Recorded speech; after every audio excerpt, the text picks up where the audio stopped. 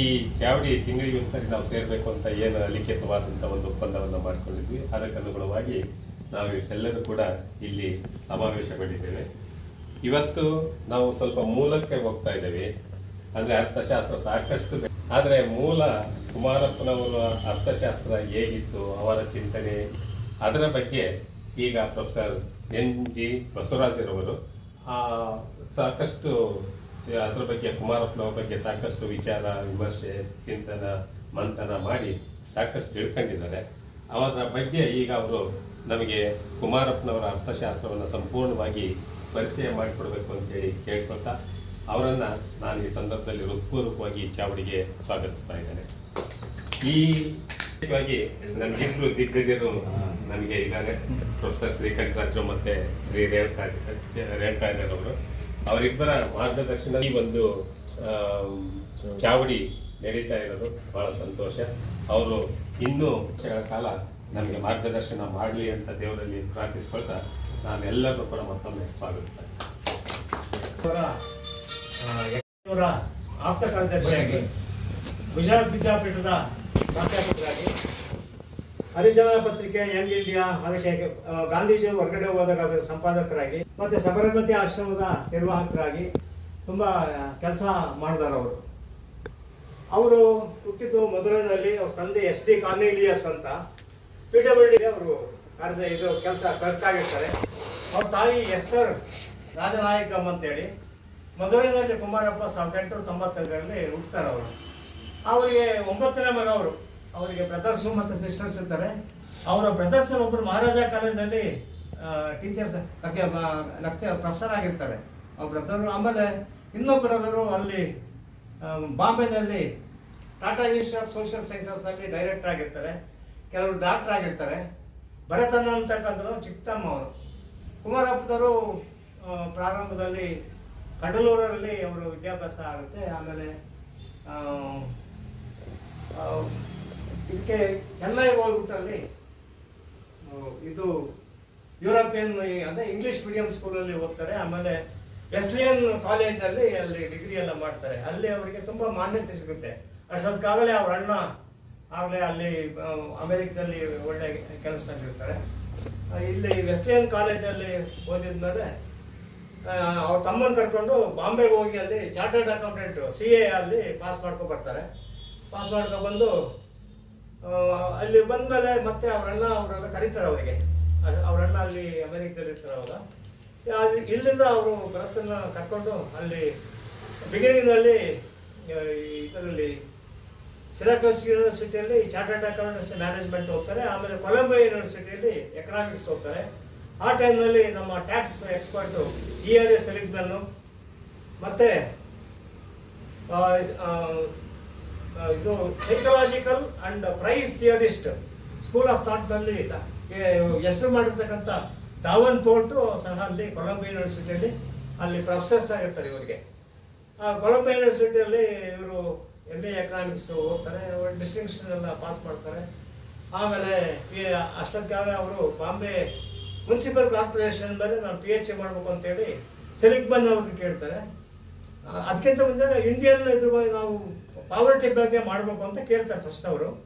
ಇಲ್ಲ, ಅದೆಲ್ಲ ತುಂಬ ಸದ್ಯಕ್ಕೆ ಬೇಡ, ವಾಸ್ಟ್ ಆಗುತ್ತೆ, ನೀನು ಬಾಂಬೆ ಮುನ್ಸಿಪಲ್ ಕಾರ್ಪೊರೇಷನ್ ಇದ್ರೆ ಅದ್ರ ಮೇಲೆ ಪಬ್ಲಿಕ್ ಫೈನಾನ್ಸ್ ಮೇಲೆ ನೀನು PhD ಮಾಡು ಅಂತ ಹೇಳ್ತಾರೆ. ಅದ್ರ ಮೇಲೆ ಮಾಡ್ತಾರೆ. ತುಂಬ ಚೆನ್ನಾಗಿ ಅದು ಎಲ್ಲ ಬರುತ್ತದು. ಈ ಮಧ್ಯೆ ಸೆಮಿನಾರು ತುಂಬ ಚೆನ್ನಾಗಿ ನಡೀತಿರ್ತಾವಲ್ಲಿ. ನಮ್ಮಲ್ಲೇ ಸೆಮಿನಾರ್ ಅಂದರೆ ನಾವು ಕಾಯ್ತಾ ಇದ್ವು, ಎಷ್ಟು ಚೆನ್ನಾಗಿ ಸೆಮಿನಾರ್ಗಳಾಗವು ನಮ್ಮಲ್ಲೇ, ತುಂಬ ಚೆನ್ನಾಗಿ ಆಗ್ತಿದ್ವು. ಅಂಥದ್ದು ಅಲ್ಲಿ ಕೊಲಂಬಿಯಾ ಯೂನಿವರ್ಸಿಟಿಯಲ್ಲಿ ಸೆಮಿನಾರ್ ಅಂದರೆ ನಾವು ಕೇಳಬೇಕಾ. ಅವಾಗ ತುಂಬ ಸೀರಿಯಸ್ ಆಗಿ ಚರ್ಚೆಗಳು, ಗಂಭೀರವಾದ ಚರ್ಚೆಗಳಾಗ್ತಿದ್ವು. ಸೆಲಿಗ್ಮನ್ ಅವರು, ಡಾವನ್ ಪೋರ್ಟು ಮತ್ತು ರಿಸರ್ಚ್ ಸ್ಕಾಲರ್ಸ್ನೆಲ್ಲ ಭಾಗವಹಿಸಿದ್ರು. ಆ ಟೈಮ್ನಲ್ಲಿ ಕುಮಾರಪ್ಪನವ್ರಿಗೂ ಡಾವನ್ ಪಾರ್ಟ್ಗೂ ಒಂದು ವಿಷಯದಲ್ಲಿ ಚರ್ಚೆ ಬರುತ್ತೆ. ಈ ಪ್ರಾಫಿಟನ್ನ ಎಲ್ಲ ಎಕನಾಮಿಕ್ ಆಕ್ಟಿವಿಟೀಸ್ಗೆ ಕಾರಣ ಅಂತೇಳಿ ಡಾವನ್ ಪಾರ್ಟ್ ಅವರು ಎಕ್ಸ್ಪ್ಲೇನ್ ಮಾಡ್ತಾರೆ. ಅವಾಗ ಇವು ಕುಮಾರಪ್ಪನವರು ಇಲ್ಲ, ಅದನ್ನು ಒಪ್ಪೋದಿಲ್ಲ. ಅವರು ಬೇರೆ ಇವರ ಅನಾಲಿಸಿಸ್ ಕೊಡ್ತಾರೆ. ಸೇವೆ ಕಾರಣ ಆಗುತ್ತೆ, ಬೇಕಾದಷ್ಟು ಸೇವಾ ಮನೋಭಾವದರು ತನ್ನ ಸಂಪಾದನೆ ಮಾಡ್ತಕ್ಕಂಥದ್ದು ಅಂತ ಅವರಿಗೆ ಇದು ಮಾಡ್ತಾರೆ. ಅವಾಗ ಡಾವನ್ ಪಾರ್ಟ್ಗೂ ಸ್ವಲ್ಪ ಸಿಟ್ಟು ಬರುತ್ತೆ. ಕುಮಾರಪ್ಪನವ್ರ ಬಗ್ಗೆ ನೀನು ಒಳ್ಳೆ ಸ್ಕಾಲರ್ಪ, ನೀನು ಒಳ್ಳೇದಾಗಲಿ ನಿಮಗೆ ಅಂತ ಅವ್ರ ಬಗ್ಗೆ ಪ್ರೀತಿ ವಿಶ್ವಾಸನ ತೋರಿಸ್ತಾರೆ. ಅದಾದಮೇಲೆ ಅಲ್ಲೇ ಅವರಿಗೆ ಒಂದು ಪ್ರಾಕ್ಟೀಸ್ ಮಾಡೋಕ್ಕೋಸ್ಕರ ಅಲ್ಲಿ ಟ್ರೈ ಮಾಡ್ತಾರೆ. ಆದರೆ ಅಷ್ಟೊತ್ತಿಗೆ ಅವ್ರಿಗೆ ಬೇರೆ ಬೇರೆ ಚರ್ಚ್ಗಳಿಂದ ಮತ್ತು ಬೇಸ್ಗಳಿಗೆ ಅವರಿಗೆ ಆಹ್ವಾನ ಬರ್ತಿರುತ್ತೆ. ಅದರಿಂದ ಸ್ವಲ್ಪ ನೀನು ಇಲ್ಲಿಗೆ ಅಲ್ಲಿ ಒಂದು ಕಂಪ್ನಿಯಲ್ಲೂ ಇವರಿಗೆ ಕೆಲಸ ಕೊಡುತ್ತೆ. ಅವ್ರಿಗೆ ಚಾರ್ಟರ್ಡ್ ಅಕೌಂಟೆಂಟ್ಸ್ಗೆ ಓದಕ್ಕೆ ಸಹಾಯ ಮಾಡೋ ಕಂಪ್ನಿ ಇವರಿಗೆ ಸಹಾಯ ಮಾಡುತ್ತೆ. ಅಲ್ಲಿ ಅವ್ರು ಕೆಲಸ ಮಾಡ್ತಿರ್ತಾರೆ. ಅವ್ರ ತಾಯಿಗೆ ಏನಾಗುತ್ತೆ, ಇವನು ಅಲ್ಲೇ ಉಳ್ಕೊಬಿಟ್ರೆ ನಮಗೆ ಅವನು ಅಲ್ಲೇ ಯಾಕೆ ಉಳ್ಕೊಬೇಕು, ಇಲ್ಲಿ ಬನ್ನಿ ಅಂತೇಳಿ ಇನ್ವೈಟ್ ಮಾಡ್ತಾರೆ. ಇನ್ವೈಟ್ ಮಾಡಿದಾಗ ಅಲ್ಲಿಂದ ಅವ್ರು ಬಂದು ಬಾಂಬೆನಲ್ಲಿ ಸ್ವಂತ ಕಾರ್ನೆಲಿಯಸ್ ಅಂಡ್ ಕಂಪನಿ ಅನ್ನೋದು ಚಾರ್ಟರ್ಡ್ ಟೀಚಿಂಗ್ ಪ್ರೊಫೆಸರ್ ಆಗಿ ಕೆಲಸ ಮಾಡ್ತಿರ್ತಾರೆ. ಚಾರ್ಟರ್ಡ್ ಅಕೌಂಟೆನ್ಸಿ ತುಂಬ ಚೆನ್ನಾಗಿ ನಡೀತಾ ಇರುತ್ತೆ, ತುಂಬ ಸಂಪಾದನೆ ಆಗ್ತಿರುತ್ತೆ. ಡಾವರ್ಸ್ ಕಾಲೇಜಲ್ಲೂ ಒಳ್ಳೆ ಸಂಭಾವನೆ ರೆಮ್ಯುನರೇಷನ್ ಕೊಡ್ತಿರ್ತಾರೆ. ಭಾಳ ಅನುಕೂಲವಾಗಿ ಸಂತೋಷವಾಗಿ ಎಲ್ಲ ಇರ್ತಾರೆ. ಅವ್ರ ಅಣ್ಣ ಅವರೆಲ್ಲ ಅಲ್ಲೇ ಇರ್ತಾರೆ, ಎಲ್ಲ ಹೋಗೋದು ಬರೋದೆಲ್ಲ ಸಂತೋಷವಾಗಿರ್ತಾರೆ. ಅದಾದಮೇಲೆ ಅಷ್ಟೊತ್ತಿಗೆ ಕ್ವಿಟ್ ಇಂಡಿಯಾ ಮೂವ್ಮೆಂಟು ಮತ್ತು ಗಾಂಧೀಜಿ ತುಂಬ ದೊಡ್ಡ ಪ್ರಮಾಣದಲ್ಲಿ ಹೆಸರು ಮಾಡಿರ್ತಾರಲ್ಲ, ಇವರಿಗೆ ಒಂಥರ ಆಸಕ್ತಿ ಬರುತ್ತೆ ಗಾಂಧೀಜಿಯವ್ರ ಜೊತೆ ನಾನು ಯಾಕೆ ದೇಶ ಸೇವೆ ಮಾಡಬಾರ್ದು ಅಂತೇಳಿ. ಅವಾಗ ಏನಾದ್ರು ಗಾಂಧೀಜಿ 1929ರಲ್ಲಿ ಈ ಕ್ವಿಟ್ ಇಂಡಿಯಾ ಚಳವಳಿ ಸಂಬಂಧವಾಗಿ ಬಾಂಬೆಗೆ ಬರ್ತಾರೆ. ಬಂದಾಗ ಝಾವೇರಿ ಅವರ ಮನೆಯಲ್ಲಿ ಉಳ್ಕೊಳ್ತಾರೆ. ಚೌಪಾಟಿಯಲ್ಲಿದೆ ಮನೆ, ಈಗ ಅದು ಮಣಿಭವನ್ ಅಂತ ಕರೀತಾರೆ. ಅದು ಗಾಂಧಿ ಮ್ಯೂಸಿಯಂ ಆಗಿದೆ, ತುಂಬ ಚೆನ್ನಾಗಿದೆ. ಅಲ್ಲಿ ಗಾಂಧೀಜಿಯವರು ಬಿಗಿನಿಂಗ್ ಹೋದಾಗೆಲ್ಲ ಅಲ್ಲಿ ಚೆನ್ನಾಗಿರುತ್ತೆ, ನನಗೆ ವಾಕಿಂಗ್ ಮಾಡೋಕ್ಕೆಲ್ಲ ಅನುಕೂಲ ಆಗುತ್ತೆ ಅಂತ ಹೇಳಿ ಎಲ್ಲ ಅಲ್ಲಿ ಉಳ್ಕೊಂಡಿರ್ತಾರೆ. ಆಮೇಲೆ ಕಾಲಕ್ರಮೇಣ ಅವರಿಗೆ ಮನಸ್ಸು ಬದಲಾವಣೆ ಮಾಡಿ ಜಾವದೇ ಅವರು ನಮ್ಮ ದೇಶ ಸೇವೆಗೋಸ್ಕರ ಒಂದು ಕೇಂದ್ರ ಸ್ಥಾನ ಮಾಡಿ ಡೊನೇಟ್ ಮಾಡಿ ಅಂತಾರೆ. ಕೆಲವೆಲ್ಲ ತಮಾಷೆ ಮಾಡ್ತಾರೆ ಗಾಂಧೀಜಿಗೆ, ಇವು ಗುಜರಾತಿ ಎಲ್ಲೋದ್ರು ವ್ಯವಹಾರ ಮಾಡಿಬಿಡ್ತಾರೆ, ನೋಡಿ ಅವ್ರ ಮನೆನೇ ಹೊಡ್ಕೊಬಿಟ್ರು ಅಂತೆಲ್ಲ ತಮಾಷೆ ಮಾಡ್ತಾರೆ. ಆಮೇಲೆ ಆ ಮನೆನೇ ಇವತ್ತು ಕಾಂಗ್ರೆಸ್ ಕೇಂದ್ರ ಸ್ಥಾನ ಆಗಿ, ಮತ್ತು ಅಲ್ಲಿ ಅಂಬೇಡ್ಕರು ಬೇಕಾದಷ್ಟು ದೊಡ್ಡ ದೊಡ್ಡ ವ್ಯಕ್ತಿಗಳೆಲ್ಲ ಅಲ್ಲಿ ಬಂದು ಚರ್ಚೆ ಮಾಡ್ತಿರ್ತಾರೆ. ಅದು ಒಂದು ಕಾರ್ಯಕ್ಷೇತ್ರ ಆಗುತ್ತೆ. ಮತ್ತು ಗಾಂಧೀಜಿ ಮೇಕೆ ಹಾಲು ಕುಡಿತಕ್ಕಂಥದ್ದು ಪ್ರಾರಂಭ ಮಾಡಿದಲ್ಲಿ ಅವರಿಗೆ ಆ್ಯಕ್ಚುಲಿ ಆ ಜಾವೇರಿಯವರ ಅದ್ರ ಮಣಿಭವನಕ್ಕೆ ಬರೋ ಕಾರಣ ಏನಂದರೆ ಆರೋಗ್ಯ ಸ್ವಲ್ಪ ಅವ್ರಿಗೆ ಕಷ್ಟ ಆಗಿರುತ್ತೆ, ಬೇರೆ ಬೇರೆ ಕಾರಣಗಳಿಂದ. ಇಲ್ಲಿ ಸಮುದ್ರ ತೀರದಲ್ಲಿ ನಾನು ಸ್ವಲ್ಪ ವಾಕ್ ಮಾಡ್ಬೋದು. ಇಲ್ಲಿ ಬಾಂಬೆನಲ್ಲಿ ನನಗೆ ಆ ಫೋಟೋ ನೋಡ್ಬಿಟ್ರೆ ತುಂಬ ಸಂತೋಷ ಆಗ್ತಾ. ಅದಕ್ಕೂ ಒಂದು ತಮಾಷೆ ಮಾಡ್ತಾರೆ. ಆ ಮೇಕೆ ಇದೆಯಲ್ಲ ಗಾಂಧೀಜಿ ಜೊತೆ ಮೇಕೆಗೆ ಬಾದಾಮಿ, ಆಮೇಲೆ ಪಿಸ್ತಾ, ಗೋಡಂಬಿ, ಆಮೇಲೆ ಖರ್ಜೂರ, ಒಳ್ಳೊಳ್ಳೆ ಮೇವುಗಳೆಲ್ಲ ಹಾಕಿ ಚೆನ್ನಾಗಿ ಸಾಕ್ತಾರೆ. ಗಾಂಧೀಜಿ ಹಾಲು ಕುಡಿತಾರೆ ಅಂತೇಳಿ ಒಂದು ತಮಾಷೆ ಮಾಡ್ತಾರೆ. ಗಾಂಧೀಜಿನ ತುಂಬ ಸರಳ ಜೀವಿ ಅಂತ ಹೇಳ್ತಾರಲ್ಲ, ಮೇಕೆನೇ ಇಷ್ಟೆಲ್ಲ ಅದ್ದೂರಿಯಾಗಿ ಶ್ರೀಮಂತಿಗಿಂತ ಅವ್ರು ಊಟ ಬಿಡಿಸ್ತಾರೆ ಅಂತ ಒಂದು ತಮಾಷೆ ಮಾಡ್ತಾರಲ್ಲ. ಅಲ್ಲಿ ಅದು ಮಣಿಭವನ ಆಗಿ ನೆಕ್ಸ್ಟ್ ಆಗ್ತಕ್ಕಂಥದ್ದು. ಅವಾಗ ಹುಡುಗ ಎಲ್ಲ ಅವ್ರಿಗೆ ತುಂಬ ಖುಷಿ. ಅವರೆಲ್ಲ ಹೊಗಳಿರ್ತಾರೆ, ಎಲ್ಲರೂ ಓದ್ತಾರಲ್ಲ ತುಂಬ ಚೆನ್ನಾಗಿ ಬರೋದೇ ಥೀಸಿಸ್ ತುಂಬ ಚೆನ್ನಾಗಿ ಓದ್ತಿರ್ತಾರೆ. ಅವ್ರಿಗೆ ಅದೇ ಸಂತೋಷದಲ್ಲಿರ್ತಾರೆ. ಅವರು ಗಾಂಧೀಜಿ ತೋರಿಸ್ಕೊಂಡ ಗಾಂಧೀಜಿ ತೋರಿಸಿದಾಗ ಅವರು ಮೆಚ್ಚುಗೆ ಆ ಥೀಸಿಸ್ ತಗೊಂಡು ಅಲ್ಲಿ ಬರ್ತಾರೆ. ಯೂನಿವರ್ಸಿಟಿ ಮಾಡಿರೋದು ಈಗ ನಾನು ಥೀಸಿಸ್ ಗಾಂಧೀಜಿ ಕೊಡಿ, ಮತ್ತು ನಮ್ಮದು ಈ ವಿಸಿಟಿಂಗ್ ಕಾರ್ಡ್ ಇದೆ, ಇದು ಮಾಡಿ ಗಾಂಧೀಜಿ ಏನಾದರೂ ಬಿಡುವಾಗಿ ನಾನು ಕರೆದು ನಾನು ಬರ್ತೀನಿ ಅಂತ ಹೇಳ್ತಾರೆ. ಆಮೇಲೆ ಅವರೇನು ತಿಳ್ಕೊಳ್ತಾರೆ, ನ್ಯಾಷನಲ್ ಲೀಡರ್ ಇವರು ಗಾಂಧೀಜಿ. ಅಷ್ಟು ಕೆಲಸ ಕಾರ್ಯದ ಮಧ್ಯೆ ಫ್ರೀಡಮ್ ಮೂವ್ಮೆಂಟ್ ಬಗ್ಗೆ, ಕನ್ಸ್ಟ್ರಕ್ಟಿವ್ ಆಕ್ಟಿವಿಟೀಸ್ ಮಧ್ಯೆ ನನ್ನೇ ನೆನಪು ಮಾಡ್ಕೊಡ್ತಾರೆ, ನನ್ನದಿಂದ ಎಲ್ಲೂ ಹೋಗ್ತಾರೆ ಅಂತೇಳಿ ಅವರು ಅಂದ್ಕೊಂಡಿರ್ತಾರೆ. ಇದಕ್ಕಿದ್ದಂಗೆ ಒಂದು ದಿವಸ ಅವರಿಗೆ ಬಾಂಬೆಗೆ ಲೆಟರ್ ಬಂದ್ಬಿಡುತ್ತೆ ಪ್ಯಾರದಿಂದ. ಬಂದು ಗಾಂಧೀಜಿಯವರು ಇಂಥ ದಿವಸ ನಿಮಗೆ ವಿಸಿಟಿಂಗ್ ಅವಕಾಶ ಕೊಟ್ಟಿದ್ದಾರೆ, ಇಂಥ ದಿವಸ ಈ ಟೈಮಿಗೆ ನೀವು ಇಲ್ಲಿ ಬರಬೇಕು ಅಂತ ಹೇಳ್ತಾರೆ. ಅವಾಗ ಕುಮಾರಪ್ಪ ತುಂಬ ಸೆಲೆಬ್ರೇಟ್ ಆಗ್ತಾರೆ. ಅವಾಗ ಗಾಂಧೀಜಿಯವರಿಂದ ನನಗೆ ಆಹ್ವಾನ ಕೊಡ್ತು, ಗಾಂಧೀಜಿಯವ್ರ ಜೊತೆಗೆ ಮುಖಾಮುಖಿಯಾಗಿ ಮಾತಾಡ್ತೀನಲ್ಲ ನಾನು ಅಂತೇಳಿ ತುಂಬ ಸಂತೋಷ ಪಡ್ತಾರೆ. ಆಮೇಲೆ ಅಲ್ಲಿ ಬಂದಾಗ ಇನ್ನೂ ಟೈಮ್ ಇರುತ್ತೆ, ಮುಂಚೆ ಬಂದ್ಬಿಡ್ತಾರೆ. ಸಬರಮತಿ ಆಶ್ರಮದಲ್ಲಿ ಮಾಡಿ ಟೈಮ್ ಇರುತ್ತಲ್ಲ ಅಂದ್ಬಿಟ್ಟು ಸುತ್ತ ನೋಡ್ತಾರೆ. ಸುತ್ತ ನೋಡಿ ಆಮೇಲೆ ಅಲ್ಲಿ ಬೇಕಾ ನೀವು ಕೂತ್ಕೋ ಅಂತ ಹೇಳ್ತಾರೆ. ಅಲ್ಲಿ ನೋಡಿದರೆ ಅಲ್ಲಿ ಕೇರ್ ಇಲ್ಲ, ಏನಿಲ್ಲ, ಕ್ಯಾಬ್ ಮೇಲೆ ಕೂತ್ಕೋಬೇಕು. ನಾನು ಗಾಂಧೀಜಿದು ಏನೋ ಅಂತ ತಿಳ್ಕೊಂಡು ಬಂದು ಇಲ್ಲಿ ನಾನು ಅವ್ರಿಗೆ ಮನಸ್ಸಲ್ಲಿ ಇರ್ತಾವ್ರಿ ಗಾಂಧೀಜಿ ಜೊತೆ ಕೆಲಸ ಮಾಡ್ಬೇಕಂತ. ಇಲ್ಲಿ ಹೆಂಗಿರೋದು ನಾನು, ಒಂದು ಕಾಟ್ ಇಲ್ಲ, ಒಂದು ಕುರ್ಚಿ ಇಲ್ಲ, ಹಾಸಿಗೆ ಇಲ್ಲ, ದಿಂಬಿಲ್ಲ, ನಾನು ಇಲ್ಲಿ ಏನು ಹೆಂಗಿರೋದು ಅಂತ ಹೇಳಿ ಸ್ವಲ್ಪ ಬೇಜಾರಾಗುತ್ತೆ ಅವರಿಗೆ.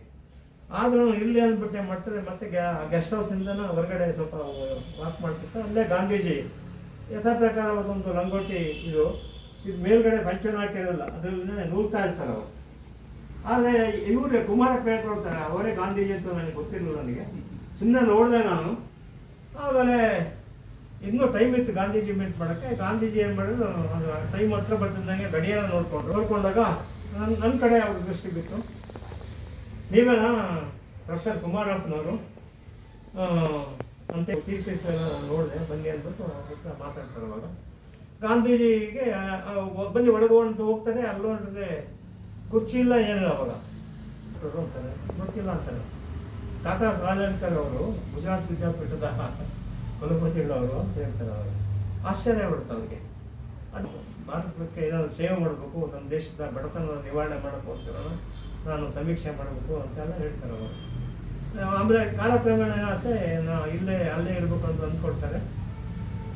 ಒಂದ್ಸಾರಿ ಸಮೀಕ್ಷೆ ಮಾಡೋಕ್ಕೆ ರಾಜೇಂದ್ರ ಪ್ರಸಾದ್ ಅವರ ಅಧ್ಯಕ್ಷತೆಯಲ್ಲಿ ಸಮೀಕ್ಷೆ ಮಾಡ್ತಕ್ಕಂಥದ್ದು.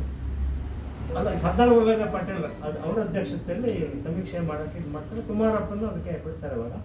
ಅವಾಗ ಕಾಕಾ ಕಾಲೇಕರು ಈ ಕುಮಾರಪ್ಪಗೆ ಈ ಗುಜರಾತಿ ಭಾಷೆ ಬರೋದಿಲ್ಲ, ಹಳ್ಳಿಗೆ ಹೋಗಿ ಮತ್ತೆ ಯಾವ ರೀತಿ ಅವ್ರ ಹತ್ರ ಡೇಟಾ ಕಲೆಕ್ಷನ್ ಮಾಡ್ತಾರೆ, ಯಾವ ರೀತಿ ಬಡತನ ಸ್ಟಡಿ ಮಾಡ್ತಾರೆ ಅಂತೇಳಿ ಅವರ ಎಬಿಲಿಟೀಸ್ ಬಗ್ಗೆ, ರಿಸರ್ಚ್ ಎಬಿಲಿಟೀಸ್ ಬಗ್ಗೆ ಸ್ವಲ್ಪ ಮಾತಾಡ್ತಾರೆ. ಅವಾಗ ಕುಮಾರಪ್ಪನಿಗೆ ಬೇಜಾರಾಗ್ಬಿಡುತ್ತೆ. ಬೇಜಾರಾದಾಗ ಚರ್ಚೆ ಎಲ್ಲ ಆದಮೇಲೆ ಏನು ಮಾಡ್ತಾರೆ, ಗಾಂಧೀಜಿ ಅವ್ರು ಮಾಡಿ ಅವ್ರು ಬೇರೆ ಕೆಲಸಕ್ಕೆ ಹೋಗ್ತಾರೆ. ಇವ್ರು ಕುಮಾರಪ್ಪ ಏನು ಮಾಡ್ತಾರೆ, ಇವರೆಲ್ಲ ಹಿಂಗೆ ಮಾತಾಡ್ತಾರೆ, ನನ್ನ ಸಾಮರ್ಥ್ಯದ ಬಗ್ಗೆ ಇವರು ಈ ರೀತಿ ಮಾತಾಡೋದು ಕೇಳದೆ ಮತ್ತೆ ಬಾಂಬೆಗೆ ಹೋಗ್ಬಿಡ್ತಾರೆ. ಆಮೇಲೆ ಅಷ್ಟೊತ್ತಿಗೆ ಅಲ್ಲಿ ಆಶ್ರಮದಲ್ಲಿ ಗೊತ್ತಾಗುತ್ತೆ ಬೇಜಾರಾಗಿ ಹೋಗಿದ್ದಾರೆ ಅಂತೇಳಿ. ಮತ್ತೆ ಕುಮಾರಪ್ಪಗೆ ಲೆಟ್ರ್ ಬರೆದು ಕರೆಸ್ಕೊಡ್ತಾರೆ. ಅವಾಗ ಕರೆಸ್ಕೊಂಡಾಗ ಅಲ್ಲಿ ಕೆಲಸ ಮಾಡ್ತಾರೆ. ಅದಕ್ಕಿಂತ ಮುಂಚೆ ನಾವು ಶುಡ್ ಗೋ ಬ್ಯಾಕ್. ಅಲ್ಲಿ ಬಾಂಬೆನಲ್ಲಿ ಚಾರ್ಟರ್ಡ್ ಅಕೌಂಟೆಂಟ್ ಮಾಡಿದ್ರೆ ಕೊಲಂಬಿಯಾ ಯೂನಿವರ್ಸಿಟಿಗೆ ಹೋಗ್ತಕ್ಕಂಥದ್ದು. ಅಲ್ಲಿಂದ ಹೋದ್ಮೇಲೆ ಇಲ್ಲಿ ಬರ್ತಕ್ಕಂಥದ್ದು. ಬಾಲ್ಯದಲ್ಲಿ 9ನೇ ಮಗಲ್ಲ ಭಾಳ ಪ್ರೀತಿಯಿಂದ ಒಳ್ಳೆ ಸ್ಕಾಲರ್ ಆಗಿರ್ತಾರೆ, ಒಳ್ಳೆ ಚುರುಕಾಗಿರ್ತಾರಲ್ಲ, ಅವ್ರನ್ನ ಚಲ್ಲದೊರೈ ಅಂತ ಕರೀತಿರ್ತಾರೆ. ಲಂಡನ್ನಲ್ಲಿ ಚಾರ್ಟರ್ಡ್ ಅಕೌಂಟೆನ್ಸಿ ಮಾಡಿ ಬಂದಾಗ ಲಂಡನ್ ದೊರೈ ಅಂತೇಳಿ ಅವ್ರಿಗೆ ಇನ್ನೊಂದು ಹೆಸರು ಕರೀತಾರೆ. ಬಾಲ್ಯದಲ್ಲಿ ಚಲ್ಲದೊರೈ, ಚಾರ್ಟರ್ಡ್ ಅಕೌಂಟೆನ್ಸಿ ಲಂಡನ್ ದೊರೈ ಅಂತ, ಲಂಡನ್ ಮಹದೇವ ಅಂತ ಕರಿತೀವಲ್ಲ ನಾವು ಇಲ್ಲಿಗ ನಮ್ಮ ಲಿಂಗಾಯತ್ ಫಿಲಾಂಥ್ರಫಿಸ್ಟ್ ಇದ್ದಾರಲ್ಲ, ಲಂಡನ್ ಮಹದೇವ ಅಂತ, ಲಂಡನ್ ದೊರೈ ಅಂತ ಕರೀತಾರೆ ಅವಾಗ. ಆಮೇಲೆ ಕುಮಾರಪ್ಪ ಅವರು ಗಾಂಧೀಜಿಯವರ ಬೇರೆ ಬೇರೆ ಕಾರ್ಯಕ್ರಮದಲ್ಲಿ ಮತ್ತು ಗಾಂಧೀಜಿಯವರು ಬೇರೆ ಬೇರೆ ಸತ್ಯಾಗ್ರಹ, ಉಪ್ಪಿನ ಸತ್ಯಾಗ್ರಹ ನಿಲ್ಲುವಾಗ ಅರ್ಜನ ಪತ್ರಿಕೆಗಳು ಬರೀತಿರ್ತಾರೆ. ಗಾಂಧೀಜಿಯವರ ಸಾರ್ವಜನಿಕ ಕಾರ್ಯಕ್ರಮಗಳಿಗೆ ಅವರು ಎಲ್ಲ ಲೇಖನ. ನಾನು ಗಾಂಧಿ ಭವನದಲ್ಲಿ Gandhian economics diploma Gandhi students ಪಾಠ ಮಾಡಿದೆ. ನಾನು ಸಿಕ್ಕಿಯವರು ಮಾಡಿದಂಥ ಕಾರಣದಲ್ಲಿ ಮಾಡಿದಾಗ ನಾನು ಗಾಂಧಿಯನ್ ಎಕನಾಮಿಕ್ಸ್ ಅಂತ ಓದಿದ್ದೆ ನಾನು. ಅದಾದ್ಮೇಲೆ ನನಗೆ ಕುಮಾರಪ್ಪನದ್ದು ಪ್ರಾಣೇಶ್ವರ ಯಾವಾಗಲೂ ನಮ್ಮ ಕುಮಾರಪ್ಪ ಅನ್ನೋರು, ಯಾರಪ್ಪ ಕುಮಾರಪ್ಪ ಅಂತ ನಾನು ಅಂದ್ಕೊಂಡಿದ್ದೆ. ಆಮೇಲೆ ಯಾವುದೋ ಟೈಮ್ನಲ್ಲಿ ನನಗೆ ಕುಮಾರಪ್ಪನವರ ಎಕನಾಮಿ ಫರ್ಮರ್ಸ್ ಪುಸ್ತಕ ಸಿಕ್ತು. ಅಲ್ಲಿ ಓದಿದ್ರೆ ಸೇಮ್ ಗಾಂಧಿಯನ್ ಎಕನಾಮಿಕ್ಸ್ ಅಂತ ಏನು ಕರಿತೀವಿ ಎಲ್ಲ ಅದೇನೆ. ಕುಮಾರಪ್ಪ ಏನು ಗಾಂಧಿ ವಿಚಾರಗಳು ಹೇಳಿದ್ದಾರೆ ಎಲ್ಲ ಅಲ್ಲೇ ಬರ್ತದೆ. ಆಮೇಲೆ ಕುಮಾರಪ್ಪಂದ ಓದಿರ್ತ ವಿದ್ಯಾಭ್ಯಾಸ ಇದೆಲ್ಲ ಭಾಳ ದೊಡ್ಡ ಪ್ರಮಾಣದಲ್ಲಿ ವಿದ್ಯಾಭ್ಯಾಸ ಮಾಡೋದು. ಅವರು SDN ಕಾಲೇಜ್ನಲ್ಲಿ ಓದ್ಬೇಕಾದ್ರೆ ಹಿಸ್ಟ್ರಿ ಆಫ್ ಎಕನಾಮಿಕ್ ತಾಡ್ತಾರೆ. ಹಿಸ್ಟ್ರಿ ಆಫ್ ಎಕನಾಮಿಕ್ ತಾಟು ಅವಾಗ ಎಕನಾಮಿಕ್ಸ್ ಯಾವ ರೀತಿ ಪ್ರಾರಂಭ ಆಯಿತು, ಅರಿಸ್ಟಾಟಲ್ ಅವರು ನ್ಯಾಚುರಲ್ ಅಕ್ವಿಸಿಷನ್ ಅನ್ಯಾಚುರಲ್ ಅಕ್ವಿಸಿಷನ್ ಬಗ್ಗೆ ಬರ್ತಿರ್ತಕ್ಕಂಥದ್ದು, ಪ್ಲೇಟೋ ಅವರ ಐಡಿಯಲ್ ಸ್ಟೇಟು, ಜಾನ್ ಅಕ್ವಿನಾಸ್ ಅವರ ಜಸ್ಟ್ ಪ್ರೈಸ್ ಥಿಯರಿ, ಮತ್ತು ಬೈಬಲಲ್ಲಿ ಬರ್ತಕ್ಕಂಥ ಸ್ಟ್ಯಾಂಡ್ಸ್ ಆಫ್ ಎಕನಾಮಿಕ್ ಥಾಟ್ ಬಗ್ಗೆ ಇಂಟ್ರೆಸ್ಟ್ ಇಲ್ದಂಗೆ ಬಡವರಿಗೆ ಸಾಲ ಕೊಡಬೇಕು, ಅವ್ರಿಗೆ ಅನುಕೂಲ ಆದ ವಾಪಸ್ ತಗೋಬೇಕು ಅಂತ ವಿಚಾರಗಳೆಲ್ಲ ಅವರಿಗೆ ಬಾಲ್ಯದಲ್ಲೇನು ಓದ್ತಾರೆ. ಅದೇ ರೀತಿ ಜಾನ್ ಸ್ಟುವರ್ಟ್ ಮಿಲ್ ಅವ್ರದ್ದು ಓದ್ತಾರೆ. ಅವರು John Stuart Mill local governments ಬಗ್ಗೆ ಒಳ್ಳೆ ಕಾಂಟ್ರಿಬ್ಯೂಷನ್ ಇದಾವೆ. ಜಾನ್ ಸ್ಟುವರ್ಟ್ ಮಿಲ್ ಈ ಗ್ರಾಮ ಪಂಚಾಯತಿ ಕಲ್ಪನೆಗಳೆಲ್ಲ ಜಾನ್ ಸ್ಟುವರ್ಟ್ ಮಿಲ್ ಅವರ ವಿಚಾರಗಳು ಅವಾಗಲೇ ವೆಸ್ಟರ್ನ್ ಕಾಲೇಜಲ್ಲಿ ಅವನ್ನೆಲ್ಲ ಓದ್ಕೊಬಿಡ್ತಾರೆ ಅವರು. ಕೊಲಂಬಿಯಾ ಯೂನಿವರ್ಸಿಟಿ ಆದಮೇಲೆ ಇನ್ನೂ ಅವರಿಗೆ ತುಂಬ ಚೆನ್ನಾಗಿ ವಿಚಾರಗಳೆಲ್ಲ ಬರ್ತಾವೆ ಅವಾಗ. ಅದಾದಮೇಲೆ ಬೇರೆ ಬೇರೆ ಟೈಮ್ನಲ್ಲಿ ಜೈಲಿಗೆ ಹೋಗ್ತಕ್ಕಂಥ ಸನ್ನಿವೇಶ ಬರುತ್ತೆ. ಅದನ್ನೇ ನಾನು ವಿವರ ಹೇಳ್ಬೇಕಾಗಿಲ್ಲ. ಫ್ರೀಡಮ್ ಮೂವ್ಮೆಂಟ್ ಇದು ಮಾಡ್ಬೇಕಾದ್ರೆ ಆಮೇಲೆ ಇಂಗ್ಲೀಷಲ್ಲಿ ಯಾವ ರೀತಿ ನಮ್ಮ ದೇಶನ ಎಕ್ಸ್ಪ್ಲಾಯ್ಟೇಷನ್ ಮಾಡ್ತಾರೆ, ನಮ್ಮ ಯುದ್ಧಕ್ಕೋಸ್ಕರ ನಮ್ಮ ದೇಶದ ಧಾನ್ಯಗಳನ್ನ ಇಲ್ಲಿಂದ ಎಲ್ಲ ಕಲೆಕ್ಟ್ ಮಾಡಲು ಹೋಗ್ತಾರೆ. ವೆಸ್ಟ್ ಬೆಂಗಾಲಲ್ಲಿ ಊಟಕ್ಕಿಲ್ದಾನೆ, ಕಾಡಿಲ್ದಾನೆ ಸತ್ತೋಗ್ತಾನೆ. ಬ್ರಿಟಿಷರು ಯಾವ ರೀತಿ ನಮ್ಮ ರಕ್ತ ಇರ್ತಾರಲ್ಲ, ನಮ್ಮ ರಿಸೋರ್ಸಸ್ ಎಲ್ಲ ಇದು ಮಾಡ್ತಾರಲ್ಲ ಅಂತೇಳಿ ಬೇಜಾರಾಗಿ ಹರಿಜನ ಪತ್ರಿಕೆಯಲ್ಲಿ ಎಲ್ಲ ಲೇಖನ ಬರೆದಿರ್ತಾರೆ. ಭಾಷಣ ಮಾಡ್ಬೇಕಾದ್ರೆ ಹೇಳ್ತಿರ್ತಾರೆ. ಅವಾಗ ಇಂಗ್ಲೀಷರು ಅವ್ರ ಮೇಲೆ ತುಂಬ ಸಿಟ್ಟು ಮಾಡಿಕೊಂಡು ಬೇರೆ ಬೇರೆ ಸನ್ನಿವೇಶದಲ್ಲಿ ಬೇರೆ ಬೇರೆ ಸತ್ಯಾಗ್ರಹಗಳಲ್ಲಿ ಅವ್ರನ್ನ ಜೈಲಿಗೆ ಹಾಕ್ತಾರೆ. ಅವರು ಜಬ್ಬಲ್ಪುರ ಸೆರೆ ವಾಸ ಮಾಡಬೇಕಾದ್ರೆ ಅಲ್ಲಿ ಅವರು ಈ ಎಕಾನಮಿ ಆಫ್ ಪರ್ಮನೆನ್ಸ್ ಅಂತ ಪುಸ್ತಕ ಏನಿದೆ, ಕನ್ನಡದಲ್ಲಿ ನಾವು ಶಾಶ್ವತ ಅರ್ಥಶಾಸ್ತ್ರ ಅಂತ ಏನು ಕರಿತೀವಿ, ಅದನ್ನು ಫಸ್ಟ್ ಪಾರ್ಟಲ್ಲಿ ಬರೀತಾರೆ. ಸೆಕೆಂಡ್ ಪಾರ್ಟು ಅಷ್ಟೊತ್ತಿಗೆ ಏನಾಗುತ್ತೆ, ಅವರಿಗೆ ಅಲ್ಲಿ ತುಂಬ 3-4 ವರ್ಷಕ್ಕಿಂತ ಜಾಸ್ತಿ ಜೈಲಲ್ಲಿ ಇರ್ತಾರೆ. ಅಲ್ಲಿ ಅವ್ರಿಗೆ ಆರೋಗ್ಯ ತುಂಬ ಹದಗೆಟ್ಬಿಟ್ಟು ಭಾಳ ಕಷ್ಟ ಆಗುತ್ತೆ. ಅಲ್ಲೇ ಊಟ ತಿಂಡಿಗಳು, ಅಲ್ಲೇ ವಿಶ್ರಾಂತಿ, ಆಮೇಲೆ ಯಾರು ಇಲ್ಲ ಏನಿಲ್ಲ ಏಕಾಂಗಿತನ ಇವೆಲ್ಲ ಸಮಸ್ಯೆಗೆ ತುಂಬ ಇದಾದಾಗ ಬ್ರಿಟಿಷರವ್ರನ್ನ ಬಿಡ್ತಾರೆ. ಅರ್ಧ ಅಲ್ಲಿ ಫಸ್ಟ್ ಪಾರ್ಟ್ 2 ಪಾರ್ಟ್ ಇದೆ ಎಕಾನಮಿಕ್ ಪರ್ಮನೆನ್ಸಲ್ಲಿ. ಫಸ್ಟ್ ಪಾರ್ಟಲ್ಲಿ ಏನು ಬರೆದು ಆಮೇಲೆ ಇದಕ್ಕೆ ವಾರ್ತಾಗ ಬಂದಮೇಲೆ ಮತ್ತೆ ಸೆಕೆಂಡ್ ಪಾರ್ಟ್ ಬರೆದು ಎಕಾನಮಿಕ್ ಪರ್ಮನೆನ್ಸ್ ಗಾಂಧೀಜಿನೇ ಅದಕ್ಕೆ ಫಾರ್ವರ್ಡ್ ಬರ್ತಾರೆ. ಅದಕ್ಕೆ ತುಂಬ ಮೆಚ್ಚುಗೆ ವ್ಯಕ್ತಪಡಿಸ್ತಾರೆ ಗಾಂಧೀಜಿಯನ್ನು. ಬೈಬಲ್ ಇದೆಯಲ್ಲ ಆ ಲೆವೆಲ್ಗೆ ಕುಮಾರಪ್ಪ ಬರೆದಿದ್ದಾರೆ. ಕುಮಾರಪ್ಪ ಬರೆದಿರ್ತಕ್ಕಂಥ ಎಕಾನಮಿಕ್ ಪರ್ಮನೆನ್ಸ್ ಇದೆಯಲ್ಲ ಅಷ್ಟು ಸುಲಭ ನಾವು ಅರ್ಥ ಮಾಡ್ಕೊಳಕ್ಕಾಗಲ್ಲ.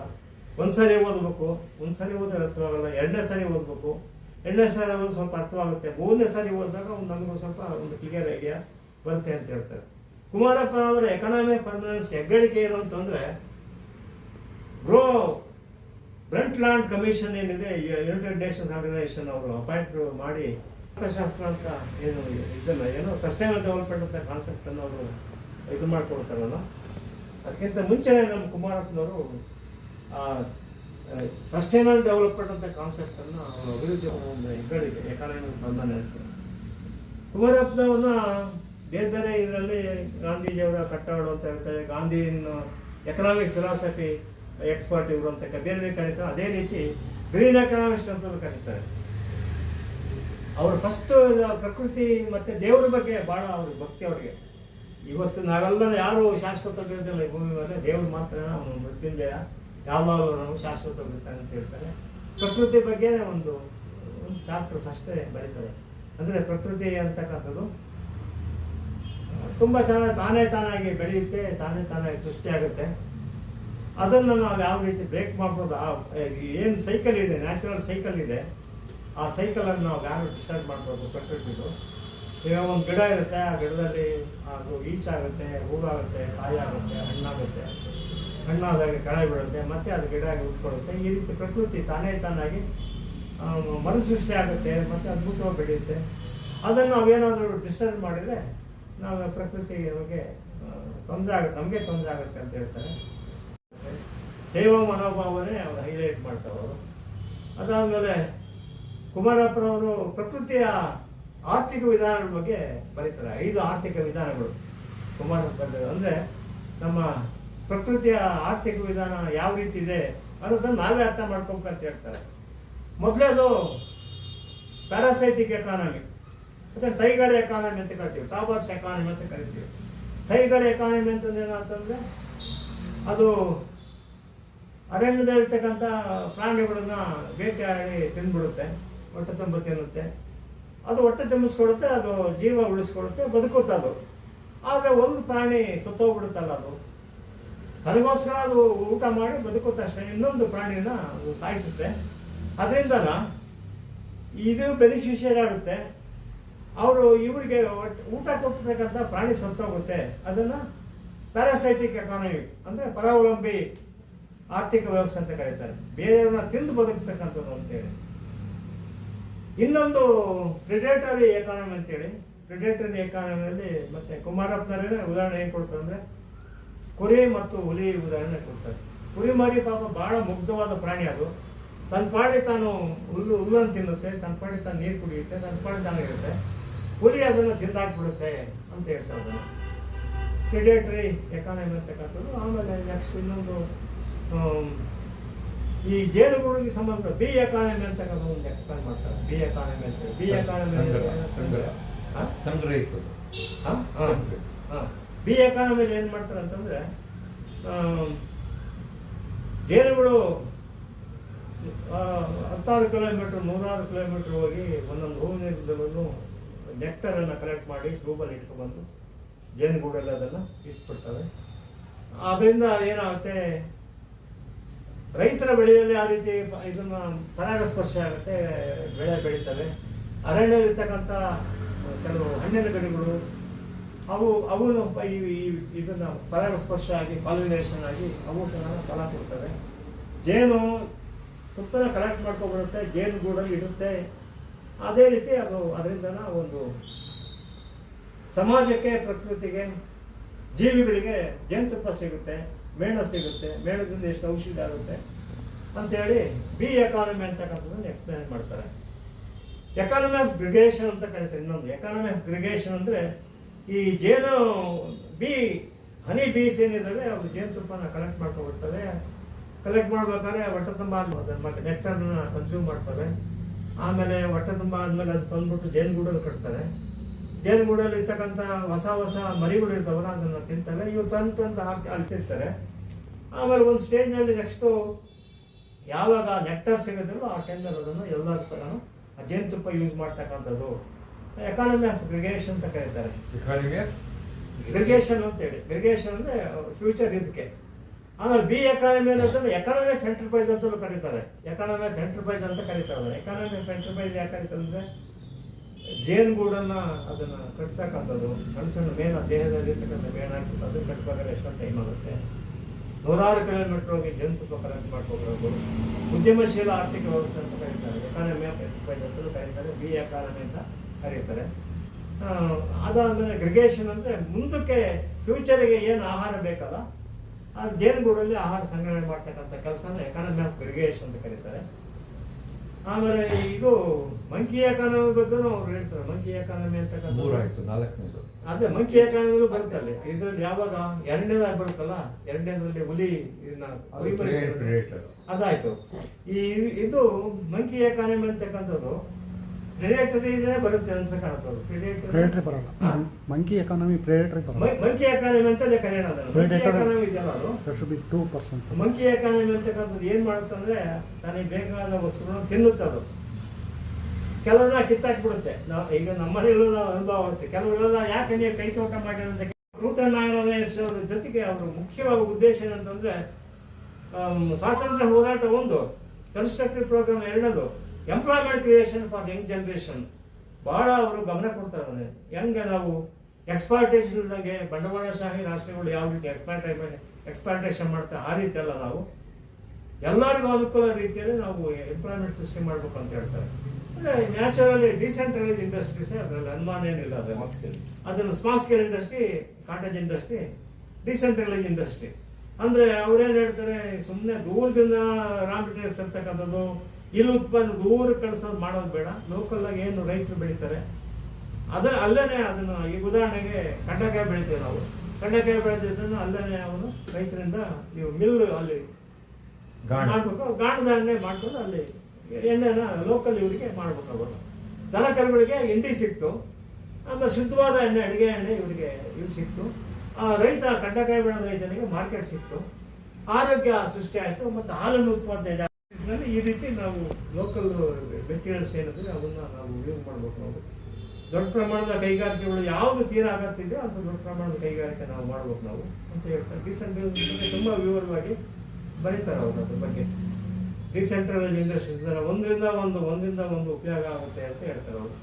ಈಗ ಕಡ್ಲೆಕಾಯಿ ಬೆಳೆದಾಗ ಹಿಂಡಿ ಬೆಳೆದಾಗ ದನ ಕರು ತಿಂತಾರೆ, ದನ ಕರು ತಿಂದಾಗ ಹಾಲು ಉತ್ಪಾದನೆ ಆಗುತ್ತೆ, ಹಾಲು ಉತ್ಪಾದನೆ ಆದಾಗ ಬೆಣ್ಣೆ ತಯಾರು ಮಾಡ್ಬೋದು, ಬೆಣ್ಣೆ ತಯಾರು ಮಾಡಿದಾಗ ತುಪ್ಪ ತಯಾರು ಮಾಡ್ಬೋದು. ಈ ರೀತಿ ಬೇಕಾದಷ್ಟು ಉತ್ಪನ್ನಗಳನ್ನ ನಾವು ಆಗ್ರೋ ಪ್ರಾಡಕ್ಟ್ಸನ್ನು ನಾವು ಮಾಡ್ಬೋದು. ಅದರಿಂದ ತುಂಬ ಅನುಕೂಲ ಆಗುತ್ತೆ ಅದು ಅಂತ ಹೇಳ್ತಾರೆ. ಆಮೇಲೆ ಅವರು ಮುಖ್ಯವಾಗಿ ಈ ಸ್ವಚ್ಛತೆ ಬಗ್ಗೆ, ಗ್ರಾಮ ಸ್ವಚ್ಛತೆ ಬಗ್ಗೆ ಮತ್ತು ಐಡಿಯಲ್ ವಿಲೇಜ್ ಅಂತ ಗಾಂಧೀಜಿಯವರ ಉಪನ್ಯಾಸದಲ್ಲಿ ಮತ್ತು ಅವರು ಗಾಂಧಿಯನ್ ಎಕನಾಮಿಕ್ಸ್ ಅಂತ ಏನು ಬರೆದಿದ್ದಾರೆ ಅದರಲ್ಲಿ ಆದರ್ಶ ಗ್ರಾಮ ಅಂತ ಸ್ಪಷ್ಟವಾಗಿ ಅದಕ್ಕೆ ಹೆಸರು ಕೊಡ್ತಾರೆ. ಅಲ್ಲಿ ಕುಮಾರಪ್ಪನವರ ಶಾಶ್ವತ ಅರ್ಥಶಾಸ್ತ್ರ ನಾವು ಓದ್ಬೇಕಾದ್ರೆ ಅಲ್ಲಿ ಐಡಿಯಲ್ ವಿಲೇಜ್ ಅಂತ ಅವ್ರ ಪದ ಅಷ್ಟು ಸ್ಪಷ್ಟವಾಗಿ ಯೂಸ್ ಮಾಡಿರೋದಿಲ್ಲ. ಅದು ಐಡಿಯಲ್ ವಿಲೇಜ್ ಅಂತಂದ್ರೆ ಗಾಂಧೀಜಿ ಅದಕ್ಕೆ ಸ್ಪಷ್ಟತೆ, ಅಂದರೆ ಈ ಭಾಷಣ ಬರ್ಕೊಡ್ತಾರಲ್ಲ ಅದು ಓದೋಕ್ಕಾದ್ರು ಆದರ್ಶ ಗ್ರಾಮ ಅಂತ ಹೆಸರಿಡೋಣ ಅಂತೇಳಿ ಗಾಂಧೀಜಿ ಅಂತ ಹೇಳ್ತಾರೆ.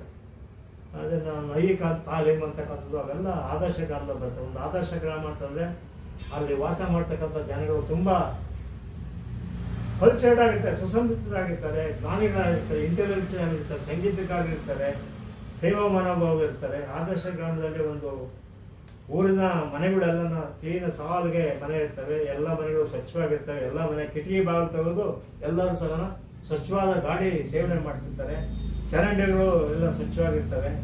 ಆಮೇಲೆ ಒಂದೊಂದು ವಿಲೇಜ್ಗೂ ಸಹ ಒಂದು ಥಿಯೇಟರ್ ಇರಬೇಕು ಅಂತ, ಡ್ರಾಮಾ ಥಿಯೇಟರ್ ಟೈಪ್ ಇರಬೇಕು. ಅಲ್ಲಿ ಆದರ್ಶಮಯ ನಾಟಕಗಳನ್ನು ಆಡಿ ಜನಗಳಿಗೆ ಒಂದು ಮೋಟಿವೇಶನ್ ಮಾಡಬೇಕು. ಮತ್ತು ಅವ್ರ ಜೀವನ ಕ್ರಮದ ಬಗ್ಗೆ ಸಂಬಂಧಪಟ್ಟಂತೆ ಮೋಟಿವೇಶನ್ ಮಾಡ್ತಕ್ಕಂಥ ನಾಟಕಗಳನ್ನ ಆಡಬೇಕು ಅಂತ ಆ ಡ್ರಾಮಾ ಕಂಪ್ನಿ ಹೇಳ್ತಾರೆ. ಆಮೇಲೆ ಜನಗಳೆಲ್ಲ ಕುತ್ಕೊಂಡು ಭಜನೆ ಕಮ್ಯುನಿಟಿ ಹಾಲು ಅಲ್ಲಿ ಕುತ್ಕೊಂಡು ಎಲ್ಲ ಕಷ್ಟ ಸುಖ ಹಂಚ್ಕೊಳ್ತಕ್ಕಂಥದ್ದು. ಈವ್ನಿಂಗ್ ಒಂದು ಸ್ವಲ್ಪ ಶೇರ್ ಮಾಡ್ಕೊಳ್ತಾರೆ, ಇಂಟ್ರಾಕ್ಷನ್ ಮಾಡ್ತಕ್ಕಂಥದ್ದು ಒಂದು ಕಮ್ಯುನಿಟಿ ಆರಿರ್ಬೇಕಂತಾರೆ. ಮತ್ತು ಜೀವನ ಶಿಕ್ಷಣ ಏನಿದೆ ಅವರು ಭಾಳ ದೊಡ್ಡ ಭಾಳ ಹೇಳ್ತಾರೆ, ನೈ ತಾಲೀಮ್ ಅಂತ ಏನು ಹೇಳ್ತಾರೆ, ಜೀವನ ಶಿಕ್ಷಣ ಅಂತಕ್ಕಂಥದ್ದು. ಆ ಜೀವನ ಶಿಕ್ಷಣಕ್ಕೆ ಸಂಬಂಧಪಟ್ಟಂತೆ ಒಳ್ಳೆ ಸ್ಕೂಲ್ ಇರಬೇಕು. ಆ ಸ್ಕೂಲಲ್ಲಿ ಕುಮಾರಪ್ಪನ ಅದನ್ನ ಹೇಳೋದು, ಅವನು ವಿದ್ಯಾಭ್ಯಾಸ ಮಾಡ್ಬೇಕಾದ್ರೆ ಮ್ಯಾಥಮೆಟಿಕ್ಸ್ ಕಲೀಲಿ, ಜಿಯೋಗ್ರಫಿ ಕಲೀಲಿ, ಇಂಗ್ಲೀಷ್ ಕಲೀಲಿ, ಲಿಟ್ರೇಚರ್ ಕಲೀಲಿ, ಎಲ್ಲ ಸೈನ್ಸು ಕೆಮಿಸ್ಟ್ರಿ ಎಲ್ಲ ಕಲೀಲಿ. ಅದ್ರ ಜೊತೆಗೆ ಒಂದು ವಿದ್ಯಾಭ್ಯಾಸ ಮುಗಿದ ತಕ್ಷಣವೇ ಯಾರನ್ನೂ ಎಂಪ್ಲಾಯ್ಮೆಂಟ್ ಕೇಳೋದು ಬೇಡ, ಅವನೇನೆ ಸ್ವಂತ ಪ್ರಮಾಣದ ಇದರಲ್ಲಿ ಎಂಪ್ಲಾಯ್ಮೆಂಟ್ ಮಾಡ್ತಕ್ಕಂಥದ್ದು. ಉದಾಹರಣೆಗೆ ಅವನು ಒಬ್ಬ ವಿದ್ಯಾಭ್ಯಾಸ ನೈ ಶಿಕ್ಷಣ ಓದ್ಬೇಕಾರೆ, ಜೀವನ ಶಿಕ್ಷಣ ಓದ್ಬೇಕಾದ್ರೆ ಅವನಿಗೆ ಯಾವುದ್ರಲ್ಲಿ ಆಸಕ್ತಿ ಇದೆ, ದನ ಕರುಗಳು ಸಾಕಾಣಿಕೆ ಮಾಡ್ಬೇಕು ಅಂದ್ರೆ ದನ ಕರುಗಳು ಸಾಕಣೆ ಮಾಡೋದು ಯಾವ ರೀತಿ ಮಾಡೋದು, ಅದೇನು ಸುಲಭ ಅಲ್ಲ. ದನ ಕರುಗಳು ಸಾಕಣೆ ಮಾಡೋದು, ಅದನ್ನು ಮಾಡೋದ್ರಿಂದಲೇ ಅವನಿಗೆ ಬೇಕಾದಷ್ಟು ವರಮಾನ ಬರ್ತಕ್ಕಂಥದ್ದು. ಇನ್ನೊಬ್ಬರು ಈ ಪಾಕೆಟ್ ಸಸ್ಯಗಳನ್ನ ಮಾಡ್ತಕ್ಕಂಥದ್ದು, ನರ್ಸರಿ ಮಾಡ್ತಕ್ಕಂಥದ್ದು, ಇಂಥ ಬೇಕಾದಷ್ಟು ಇದನ್ನು ಅವರು ಪಟ್ಟಿ ಮಾಡ್ತಾರೆ. ಜೀವನ ಶಿಕ್ಷಣದಲ್ಲಿ ಅದ್ರ ಬಗ್ಗೆ ಹೇಳ್ತಾರೆ. ಐಡಿಯಲ್ ವಿಲೇಜ್ ಅಂತಕ್ಕಂಥದ್ದು ಜೀವನ ಶಿಕ್ಷಣ ಕೊಡ್ತಕ್ಕಂಥದ್ದು.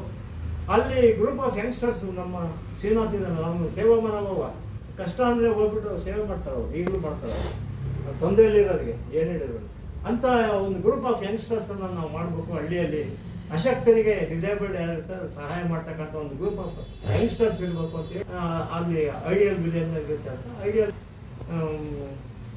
ತೋಟ ಅಲ್ಲಿ ಇರಬೇಕು. ಆಮೇಲೆ ಹಳ್ಳಿ ವಿಲೇಜ್ನಲ್ಲಿ ಇರ್ತಕ್ಕಂಥ ಚರಂಡಿ ಏನಿರುತ್ತೆ, ಸ್ಲಮ್ ವಾಟರ್ ಏನಿರುತ್ತೆ, ಡ್ರೈನೇಜ್ ವಾಟರ್ ಏನಿರುತ್ತೆ, ಅದನ್ನು ರದ್ದು ಮಾಡ್ಕೊಂಡು ಹೋಗ್ಬಿಟ್ಟು ಕೆಲವೊಂದು ಅಫಾರೆಸ್ಟೇಷನ್ ಯೂಸ್ ಮಾಡ್ಬೋದು, ಹಣ್ಣಿನ ಗಿಡ ಬೆಳಿಬೋದು ಅಂತ ಹೇಳ್ತಾರೆ. ಅದಾದಮೇಲೆ ಈ ಇಂಡೋರು ಏನು ಕಸ ಸಿಗುತ್ತೆ ಮನೆ ಒಳಗಡೆ, ತರಕಾರಿ ಸಿಪ್ಪೆದು, ಬೇರೆ ಬೇರೆ ಮಜ್ಜಿಗೆ ಹೆಚ್ಚಾಗಿರ್ತಕ್ಕಂಥ, ಮೊಸರು ಹೆಚ್ಚಾಗಿರ್ತದೆ, ಅನ್ನ ಹೆಚ್ಚಾಗಿರ್ತಕ್ಕಂಥದ್ದು, ಇವೆಲ್ಲ ಕಲೆಕ್ಟ್ ಮಾಡ್ಕೋಬೇಕು. ಅದನ್ನು ನಾವು ಸಾವಯವ ಗೊಬ್ಬರಕ್ಕೆ ಯೂಸ್ ಮಾಡೋದು. ಹಳ್ಳಿಯಲ್ಲಿ ಏನೇನು ದನ ಕರುಗಳು ಸಗಣಿ ಹಾಕಿರ್ತವೆ, ಆಮೇಲೆ ಪಕ್ಷಿಗಳು ಬಿಡಿಸೋತೋಗಿರ್ತವೆ, ನಾಯಿ ಬಿಡಿಸೋತೋಗಿರ್ತವೆ, ಅವೆಲ್ಲ ತಗೊಂಡು ಹೋಗ್ಬೇಕು. ಅದನ್ನು ನಾವು ಅದನ್ನು ಎಲ್ಲಿ ಬೇಕೋ ಅಲ್ಲಿ ಎಸಿಬಾರ್ದು ಅದನ್ನು ಅಂತ. ಉದಾಹರಣೆಗೆ ಒಂದು ನಾಯಿ ಸತ್ತೋಗಿದ್ರೆ ಒಂದು ಹಣ್ಣಿನ ಗಿಡಕ್ಕೆ ಹಾಕ್ಬಿಟ್ರೆ ಅದು ಒಂದು 7-8 ವರ್ಷ ಅದು ಹಣ್ಣನ್ನು ಕೊಡ್ತಕ್ಕಂಥದ್ದು. ಈ ರೀತಿ ಹಳ್ಳಿಯಲ್ಲಿರ್ತಕ್ಕಂಥ ಮನೆ ಒಳಗಡೆ ಕಸಗಳು ಮತ್ತು ಹಳ್ಳಿಯ ಕಸಗಳನ್ನ ನಾವು ಅದನ್ನು ಸಾವಯವ ಗೊಬ್ಬರ ತಯಾರು ಮಾಡ್ತಕ್ಕಂಥದ್ದು ಅಂತ ಹೇಳ್ತಾರೆ ಅವರು. ಆ ರೀತಿ ಐಡಿಯಲ್ ವಿಲೇಜ್ನಲ್ಲಿ ಇನ್ನೂ ಬೇಕಾದಷ್ಟು ವಿಚಾರಗಳು ಬರ್ತಾವೆ ಅದರಲ್ಲಿ. ಅಲ್ಲಿ ತುಂಬ ಇಂಟೆಲೆಕ್ಚುವಲ್ಸ್ ಅಂದರೆ ತುಂಬ ಬುದ್ಧಿಜೀವಿಗಳಾಗಿರ್ತಾರೆ ಅಂತೇಳಿ ಐಡಿಯಲ್ ವಿಲೇಜ್ನಲ್ಲಿ. ಅಲ್ಲಿ ಅದೊಂಥರ ಸೆಲ್ಫ್ ಅದನ್ನು ಗ್ರಾಮ ಸ್ವರಾಜ್ ಅಂತ ಹೇಳ್ತಾರಲ್ಲ ಸರ್. ಗ್ರಾಮ ಸ್ವರಾಜ್ ಅಂದರೆ ಅವ್ರದ್ದೇ ಡೆಮಾಕ್ರಸಿ ಅದು. ಅಲ್ಲಿ ಗ್ರಾಮ ಪಂಚಾಯತಿ ಇರುತ್ತೆ, 5 ಜನ ಇರ್ಬೇಕು ಗ್ರಾಮ ಪಂಚಾಯತಿಯಲ್ಲಿ. ಅವ್ರು ತುಂಬ ಇಂಟೆಲೆಕ್ಚುವಲ್ಸ್ ಆಗಿರ್ತಾರೆ. 5 ಜನ ಅಂದರೆ ಪಂಚಾಯತ್ ಅಂದರೆ ಪಾಂಚ್ ಅಂತ ಹೇಳ್ತೀವಲ್ಲ, 5 ಅನ್ನೋದಕ್ಕೆ ಪಂಚಾಯತ್ ಅಂತ ಹೇಳ್ತಾರೆ. 5 ಜನ ಅಲ್ಲಿ ಎಕ್ಸ್ಪರ್ಟ್ಸ್ ಇದ್ದಾರೆ. ಅಲ್ಲಿ ಕೋರ್ಟ್ ಕಚೇರಿ ಅಷ್ಟು ಹೋಗ್ಬೇಕಾಗಿಲ್ಲ, ಅಲ್ಲಿ ಏನಂತ ಆಗ್ಬೇಕು ಅವರೇ ಸಾಲ್ವ್ ಮಾಡಬೇಕು. ಆಮೇಲೆ ಕುಮಾರಪ್ಪ ಹೇಳ್ತಾರೆ, ಒಂದು ಗ್ರಾಮ ಪಂಚಾಯತ್ ಒಬ್ಬ ಅಸಿಸ್ಟೆಂಟ್ ಇಂಜಿನಿಯರ್ ಇರ್ಬೇಕು. ಅವನು ಅಸಿಸ್ಟೆಂಟ್ ಇಂಜಿನಿಯರ್ ಇದ್ದರೆ ಅವನ್ನೆಲ್ಲ ಪ್ಲಾನ್ಗಳನ್ನೆಲ್ಲ ಹಾಕ್ಕೊಡ್ತಿರ್ತಕ್ಕಂಥದ್ದು ಅಂತ ಹೇಳ್ತಾರೆ. ಮತ್ತು ಊರಲ್ಲಿ ಕಸ ಕಡ್ಡಿ ಇರಬಾರ್ದು, ಮತ್ತು ಅಲ್ಲಲ್ಲೇ ತಗ್ಗೋ ಗುಂಡಿಗಳು ಅವು ಇದ್ದು ಅಲ್ಲಿ ಕೊಳಚೆ ನೀರು ನಿಂತ್ಕೋಬಾರ್ದು. ಕ್ಲೀನಾಗಿ ಅದನ್ನು ಬಾವಿಗಳು ಸ್ವಚ್ಛವಾಗಿರ್ಬೇಕು, ಕೆರೆಕಟ್ಟೆಗಳು ಸ್ವಚ್ಛವಾಗಿರ್ಬೇಕು, ನದಿಗಳು ಸ್ವಚ್ಛವಾಗಿರ್ಬೇಕು. ಇದೆಲ್ಲ ಐಡಿಯಲ್ ವಿಲೇಜ್ ಇವರೆಲ್ಲ ನೋಡ್ಕೋಬೇಕು ಅಂತೇಳಿ ಅದನ್ನು ಒಂದು ಪ್ಲೇಟೋ ಅವರ ಐಡಿಯಲ್ ಸ್ಟೇಟ್ ಅಂತ ಬರ್ತಾರೆ ಸರ್. ಆ ಐಡಿಯಲ್ ಸ್ಟೇಟನ್ನು ಓದ್ಕೊಂಡಿದ್ದಾರೆ. ರಿಪಬ್ಲಿಕ್ ಅದನ್ನು ಓದಿ ಐಡಿಯಲ್ ಸ್ಟೇಟ್ ಬಗ್ಗೆ ಹೇಳ್ತಾರಲ್ಲ. ಇವರು ಆಗಲೇ ಹಿಸ್ಟ್ರಿ ಆಫ್ ಎಕನಾಮಿಕ್ ಥಿಯೇಟರ್ ಹೋಗ್ಬೇಕಾದ್ರೆ ತುಂಬ ಅದು ಕರಗತ ಆಗಿರ್ತದೆ. ಹಂಗಾಗಿ ಇದನ್ನು ಆದರ್ಶ ಗ್ರಾಮ ಅಂತಕ್ಕಂಥ ಕಾನ್ಸೆಪ್ಟ್ ತುಂಬ ಚೆನ್ನಾಗಿರುತ್ತೆ. ನೈ ತಾಲೀಮ್ ಜೀವನ ಶಿಕ್ಷಣ ಇದೆಯಲ್ಲ, ನೈ ತಾಲೀಮ್ ಅದನ್ನು ಅಲ್ಲಿ ತರಬೇತಿ ವಿದ್ಯಾಭ್ಯಾಸದ ಜೊತೆಗೆ ಸ್ವಂತ ಸೆಲ್ಫ್ ಎಂಪ್ಲಾಯ್ಮೆಂಟ್ ಮಾಡ್ತಕ್ಕಂಥದ್ದು. ಆಮೇಲೆ ಅಗ್ರಿಕಲ್ಚರಿಗೆ ಬಂದಾಗ ಭಾಳ ಅದ್ಭುತವಾದ, ನನಗೆ ತುಂಬ ಸಂತೋಷ, ನನಗೂ ಅದು ಭಾಳ ಪ್ರಿಯವಾದ ಫೀಲ್ಡ್ ಅದು. ಅಗ್ರಿಕಲ್ಚರಲ್ಲಿ ಅವ್ರೇನು ಹೇಳ್ತಾರೆ, ಅನಿಮಲ್ ಮ್ಯಾನ್ ನೇಚರ್, ಅದನ್ನು ಆ ಸಹಜೀವನದ ಬಗ್ಗೆ ಅವರು ಎಕ್ಸ್ಪ್ಲೇನ್ ಮಾಡ್ತಾರೆ. ಅವರು ದನ ಕರುಗಳು, ರೈತ ಮತ್ತು ಪ್ರಕೃತಿ ಅದ್ರ ಬಗ್ಗೆ ಅವರು ತುಂಬ ಚೆನ್ನಾಗಿ ಇದು ಮಾಡಿಕೊಡ್ತಾರೆ. ಒಬ್ಬ ರೈತ ಅಂತಂದ್ರೆ ಅವನು ಅವನಿಗೆ ಬೇಕಾದ ಆಹಾರ ಧಾನ್ಯಗಳನ್ನು ಬೆಳಿಬೇಕು, ಹಣ್ಣುಗಳನ್ನ ಬೆಳಿಬೇಕು, ತರಕಾರಿಗಳನ್ನ ಬೆಳಿಬೇಕು, ಬೇಕಾದ ಜೇನುಗೂಡನ್ನು ಕಟ್ಕೋಬೋದು, ಸೊಪ್ಪುಗಳನ್ನು ಬೆಳಿಬೋದು, ಗಿಡಮೂಲಿಕೆಗಳನ್ನ ಬೆಳೆಯೋದು, ದನಕರುಗಳಿಗೆ ಮೇವನ್ನು ಬೆಳೀತಕ್ಕಂಥದ್ದು. ದನಕರುಗಳಿಗೆ ಮೇವನ್ನು ಹಾಕಿದಾಗ ದನಕರುಗಳು ಅವನಿಗೆ ಹಾಲನ್ನು ಕೊಡ್ತವೆ. ಹಾಲಿನಿಂದ ಅವನಿಗೆ ಅಡಿಷನಲ್ ಇನ್ಕಮ್ ಬರುತ್ತೆ. ಮತ್ತು ಮನೆಯಲ್ಲಿ ಒಳ್ಳೆ ಹಾಲಿನ ಉತ್ಪನ್ನಗಳ ಹಾಲು, ಮೊಸರು, ತುಪ್ಪ, ಬೆಣ್ಣೆ ಎಲ್ಲ ಊಟ ಮಾಡ್ಬೋದು. ಆರೋಗ್ಯಕ್ಕೆ ಸಹಾಯ ಆಗುತ್ತೆ. ಮತ್ತು ಗೊಬ್ಬರ ಆಗುತ್ತೆ, ಅದು ಜಮೀನುಗಳಿಗೆ ಗೊಬ್ಬರ ಆಗುತ್ತೆ. ಆ ಗೊಬ್ಬರದಿಂದ ಬೇಕಾದಷ್ಟು ಬೆಳಿಬೋದು. ಆಮೇಲೆ ಅನಿಮಲ್ ಪವರ್ ಇದೆಯಲ್ಲ, ಅದು ಬೇಸಾಯ ಮಾಡೋಕ್ಕೆ ಸಂಬಂಧಪಟ್ಟಂತೆ ಇದಾಗುತ್ತೆ. ಅದಕ್ಕೋಸ್ಕರ ಅವ್ರು ಏನು ಮಾಡ್ತಾರೆ, ಬುಲಕ್ ಎಕಾನಮಿ ಇರಬೇಕು ಅಂತ ಹೇಳ್ತಾರೆ ಅವರು. ಬುಲಕ್ ಎಕಾನಮಿ ಅಂತಂದರೆ ಎತ್ತಿನ ಗಾಡಿ ಬೇಕು ನಮಗೆ. ಟ್ರ್ಯಾಕ್ಟರ್ ಆದರೆ ಪೆಟ್ರೋಲ್ ಬೇಕು, ಅದಕ್ಕೆ ರಿಪೇರಿ ಮಾಡೋಕ್ಕೆ ದುಡ್ಡು ಇರೋದಿಲ್ಲ, ಮೇಂಟೈನ್ ಮಾಡೋಕ್ಕಾಗೋದಿಲ್ಲ. ಗಾಡಿ ಎತ್ತಿನ ಗಾಡಿ ಆದರೆ ಅದೆಲ್ಲ ಸಹಾಯ ಆಗುತ್ತೆ. ಅದು ಬುಲಕ್ ಎಕಾನಮಿ ಮಾಡ್ಬೇಕು ಅಂತ ಹೇಳ್ತಾರೆ ಅವರು. ಅದಾದಮೇಲೆ ಅಗ್ರಿಕಲ್ಚರಲ್ಲಿ ಸಾವಯವ ಗೊಬ್ಬರನ ಯೂಸ್ ಮಾಡ್ಕೊಳ್ಳಿ ಅಂತ ಹೇಳ್ತಾರೆ. ಸಾವಯವ ಗೊಬ್ಬರ ಅದನ್ನು ಭೂಮಿ ತಾಯಿ ಅಂತಕ್ಕಂಥ ನಾವು ಅಗ್ರಿಕಲ್ಚರ್ ಎಕನಾಮಿಕ್ ಹೋದ್ವಿ, ಎಕ್ಸ್ಟ್ರಾಕ್ಟಿವ್ ಸೆಕ್ಟರ್ ಅಂತ ಕರಿತೇವೆ ನಾವು. ನಾವೇನು ಹೊರಗಡೆ ಹೋಗ್ಬಿಟ್ಟು ಯಾವುದನ್ನು ಕೊಂಡ್ಕೊಳ್ತಕ್ಕಂಥ ಅವಶ್ಯಕತೆಯಲ್ಲಿ ನಾವು ನಮ್ಮ ತಂದೆಯವ್ರ ಕಾಲದಲ್ಲಿ ಎಲ್ಲ ಮಾಡ್ತಿದ್ವಿ. ಅವಾಗ ನಾವು ಕೊಂಡ್ಕೊಳ್ತೀವಿ. ನಾವು ಭತ್ತ ಬೆಳಿತಿದ್ವಿ. ಭತ್ತ ಬೆಳೆದಾಗ ಬೀಜಕ್ಕೆ ಅಂತೇಳಿ ಒಂದು 3 ಚೀಲನ ಒಂದು ಕೈ ಇಟ್ಕೊಳ್ತೀವಿ. ಆಮೇಲೆ ಗೊಬ್ಬರ, ದನ ಕರುಗಳಿಂದ ಗೊಬ್ಬರ ಸಿಗುತ್ತೆ. ಆಮೇಲೆ ಜಮೀನು ಸುತ್ತ ಅವನು ಗಿಡ ಮರಗಳು ಯಾವುದು ಹೊಂಗೆ ಗಿಡ, ಬಿಸಿಲಿ ಅಂಥವೆಲ್ಲ ಬೆಳೆಸಿದ್ರೆ ಹಸಿರಲ್ಲಿ ಗೊಬ್ಬರ ಸಿಗುತ್ತೆ. ಆಮೇಲೆ ಸೆಣಬನ್ನು ಬೆಳೀತಕ್ಕಂಥದ್ದು, ದ್ವಿದಳ ಧಾನ್ಯಗಳು ಬೆಳೆದಾಗ ಅಲ್ಲೇ ಅದನ್ನು ಕಲ್ಟಿವೇಟ್ ಮಾಡ್ತಕ್ಕಂಥದ್ದು. ಅದನ್ನು ಆ ರೀತಿ ಯಾವುದನ್ನು ಕೊಂಡ್ಕೊಳ್ತಕ್ಕಂಥ ಅವಶ್ಯಕತೆ ಇಲ್ಲ ಅಂತ ಹೇಳ್ತಾರೆ ಅವರು. ಆ ರೀತಿ ಅಗ್ರಿಕಲ್ಚರ್ ಡೆವಲಪ್ ಮಾಡಬೇಕು. ಹೈ ಯೀಲ್ಡಿಂಗ್ ಸೀಡ್ಸನ್ನು ಅದನ್ನು ಉಪಯೋಗಿಸೋದೇನು ಅಷ್ಟು ಒಳ್ಳೆಯದಲ್ಲ. ಯಾಕೆಂತಂದರೆ ಒಂದ್ಸಾರಿ ಅದನ್ನು ಬಿತ್ತನೆ ಮಾಡಿಬಿಡ್ತೀವಿ ನಾವು, ನಮಗೆ ಸ್ವಲ್ಪ ಜಾಸ್ತಿ ಉತ್ಪಾದನೆ ಆಗ್ಬೋದು. ಆದರೆ ಆ ಬೀಜ ತಗೊಂಡು ಮತ್ತೆ ನಾವು ಇದು ಮಾಡೋಕ್ಕಾಗೋದಿಲ್ಲ, ಅದು ಮತ್ತೆ ಹುಟ್ಟೋದಿಲ್ಲ ಅದು ಬೀಜ. ಅದು ಆವಾಗ ನಾವೇನು ಮಾಡ್ತೀವಿ, ನಾವು ಬಡವರು ಶ್ರೀಮಂತ ಕಂಪನಿಗಳಿಗೆ ನಾವು ಗುಲಾಮ್ ದಾಸರಾಗಬೇಕಾಗತ್ತಂತ ಅವ್ರ ಹತ್ರ ಮತ್ತೆ ಓಡೋಗ್ಬಿಟ್ಟು ಬೀಜ ತಗೊಬರೋಕ್ಕಾಗತ್ತಂತ. ಅದರಿಂದ ರೈತರನ್ನೇ ತಮ್ಮ ಇದು ಸಾವಯವ ಹೈಡ್ರೇಟಿಂಗ್ ಸೀಡ್ಸನ್ನು ಯೂಸ್ ಮಾಡಿಬಿಡಿ ಅಂತ ಹೇಳ್ತಾರೆ. ಗೊಬ್ಬರ ತಯಾರು ಮಾಡ್ಕೊಳ್ಳಿ ಅಂತ ಹೇಳ್ತಾರೆ. ಹೊಸ ಮಣ್ಣನ್ನು ಅದನ್ನು ಬಳಕೆ ಮಾಡ್ಕೊಳ್ಳಿ, ದನ ಕರುಗಳು ಸಾಕಾಣಿಕೆ ಮಾಡಿ ಅಂತ ಹೇಳ್ತಾರೆ. ಒಂದು ಸಾಕಷ್ಟು ವರ್ಷ ನಮಗೆ ಹಾಲು ಕೊಟ್ಟು ಉಳುಮೆ ಮಾಡಿ ಎಲ್ಲ ಸಹಾಯ ಮಾಡಿದ ಒಂದು ಹಸು ಸತ್ತೋದ್ರೆ ಅದನ್ನು ಕೆಲವರು ತಿನ್ನೋರಿಗೆ ಬೇಕಾದ್ರೆ ಕೊಡ್ಬೋದು. ಇಲ್ಲ ಅಂದರೆ ಒಂದು ಯಾವುದಾದ್ರು ನೀವು ಮಾವಿನ ಗಿಡನೋ ಏನಾದ್ರು ಹಾಕಿ ಊಟ ಹಾಕಿಬಿಟ್ರೆ ನಿಮಗೆ ನಮ್ಮ ಅನುಭವ ಅದು. ಒಂದು ನಾವು ನಮ್ಮದು ಹಸು ಫರ್ಟಿಲೈಸರ್ ಒಂದು ಐಡಿಯಲ್ ವಿಲೇಜಲ್ಲಿ ವಿವಿಧ ಮಲ್ಟಿಪರ್ಪಸ್ ಕೋಆಪರೇಟಿವ್ ಸೊಸೈಟೀಸ್ ಇರಬೇಕಲ್ಲ ಅಂತ, ವಿವಿಧೋದ್ದೇಶ ಸಂಘ, ಅಲ್ಲಿ ರೈತರು ಬೇಕಾದ್ರೆ ಕೊಂಡ್ಕೊಳ್ತಕ್ಕಂಥದ್ದು. ಅದೇ ರೀತಿ ಇದನ್ನ ಕೋಆಪರೇಟಿವ್ ಕ್ಯಾಟಲ್ ಫಾರ್ಮಿಂಗ್, ಹೌದು ಕೋಆಪರೇಟಿವ್ ಕ್ಯಾಟಲ್ ಫಾರ್ಮಿಂಗ್ ಹೇಳ್ತಾರೆ. ಈಗ ಹಳ್ಳಿಯಲ್ಲಿ ಕೆಲವರು ಬಡವರು ಇರ್ತಾರೆ, ಸಣ್ಣ ಸಣ್ಣ ಮನೆಗಳಲ್ಲಿ ಗುಡಿಸಲಲ್ಲಿ ವಾಸ ಮಾಡ್ತಿರ್ತಾರೆ, ದನಕರು ಕಟ್ಕೊಳ್ಳೋಕ್ಕಾಗಲ್ಲ. ಅದಕ್ಕೆ ಹಳ್ಳಿಯಲ್ಲೇ ಯುವಕರ ಒಂದು ಗ್ರೂಪ್ ಮಾಡಿ ಕೋಆಪರೇಟಿವ್ ಕ್ಯಾಟಲ್ ಫಾರ್ಮಿಂಗ್ ಮಾಡ್ಬೇಕಂತ. ಒಬ್ಬೊಬ್ಬ ಬಡವರನ್ನು ಒಂದು 5 ವರ್ಷ ಕೊಟ್ಟು ಅದಾದಮೇಲೆ ಗ್ರಾಮ ಸ್ವಚ್ಛತೆ, ವೈಯಕ್ತಿಕ ಸ್ವಚ್ಛತೆ ಬಗ್ಗೆ ಹೇಳ್ತಾರೆ. ಭಾಳ ಜನ ಗ್ರಾಮ ಇದನ್ನೆಲ್ಲ ವೈಯಕ್ತಿಕ ಸ್ವಚ್ಛತೆ ಮಾಡ್ಕೊಳ್ಬೇಕು. ಅದೆಲ್ಲ ಆರೋಗ್ಯದ ಬಗ್ಗೆ ಭಾಳ ಚೆನ್ನಾಗಿ ಹೇಳ್ತಾರೆ ಅವರು. ಆರೋಗ್ಯದ ಬಗ್ಗೆ ಭಾಳ ಜನ ಏನು ಮಾಡ್ತಾರೆ, ಬಡವರು ಇರ್ತಾರೆ, ಹೋಗಿ ಡಾಕ್ಟರ್ ಹತ್ರ ಹೋಗ್ಬಿಟ್ಟು ದುಡ್ಡು ಖರ್ಚು ಮಾಡೋಕ್ಕಾಗೋದಿಲ್ಲ. ಅದು ಕೆಲವು ಟೈಮ್ ಆಧುನಿಕ ಮೆಡಿಸಿನ್ ಏನಿದೆ ನಾಟೋದಿಲ್ಲ. ಅದು ಒಂದೋಗಿ ಇನ್ನೊಂದು ಸಮಸ್ಯೆ ಆಗುತ್ತೆ, ಹೊಟ್ಟೆ ನೋವು ಅಂತ ನುಂಗಿದ್ರೆ ಇನ್ನೊಂದೇನೋ ಸಮಸ್ಯೆ ಆಗುತ್ತೆ. ಅದರಿಂದ ನಾವು ಲೋಕಲಿ ಅವೈಲೇಬಲ್ ಹರ್ಬಲ್ ಪ್ಲಾಂಟ್ಸನ್ನು ಯಾವುದೇ ಆಗ್ತವೆ.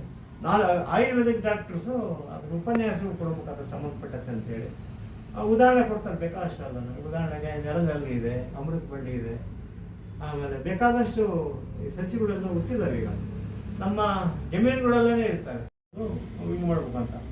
ಕೆಲವರು ಕುಮಾರಪ್ಪನವರು ಆರೋಗ್ಯ ನಮಗೆ ಬೇಕಾದ ಒಳ್ಳೆ ಊಟ ಕೊಡ್ತಾರೆ, ಅವರು ತುಪ್ಪ ಎಲ್ಲ ಹಾಕ್ಬಿಟ್ಟು ಕೊಡ್ತಾರೆ. ಕಷ್ಟ ಜೈಲಲ್ಲಿ 6-7 ವರ್ಷ ಎಷ್ಟೋ ಸಾರಿ ಇದ್ದಾಗ ಆರೋಗ್ಯ ಒಂದ್ಸಾರಿ ಅದು ಕಳ್ಕೊಂಡಾಗ ಮತ್ತೆ ಬಹಳ ಕಷ್ಟಪಟ್ಟರು ಪಿಕಪ್ ಆಗೋದಿಲ್ಲ. ಅದು 72ನೇ ವಯಸ್ಸಿಗೆ ಅವರು ತೀರೋಗ್ಬಿಡ್ತಾರೆ. ಅವರು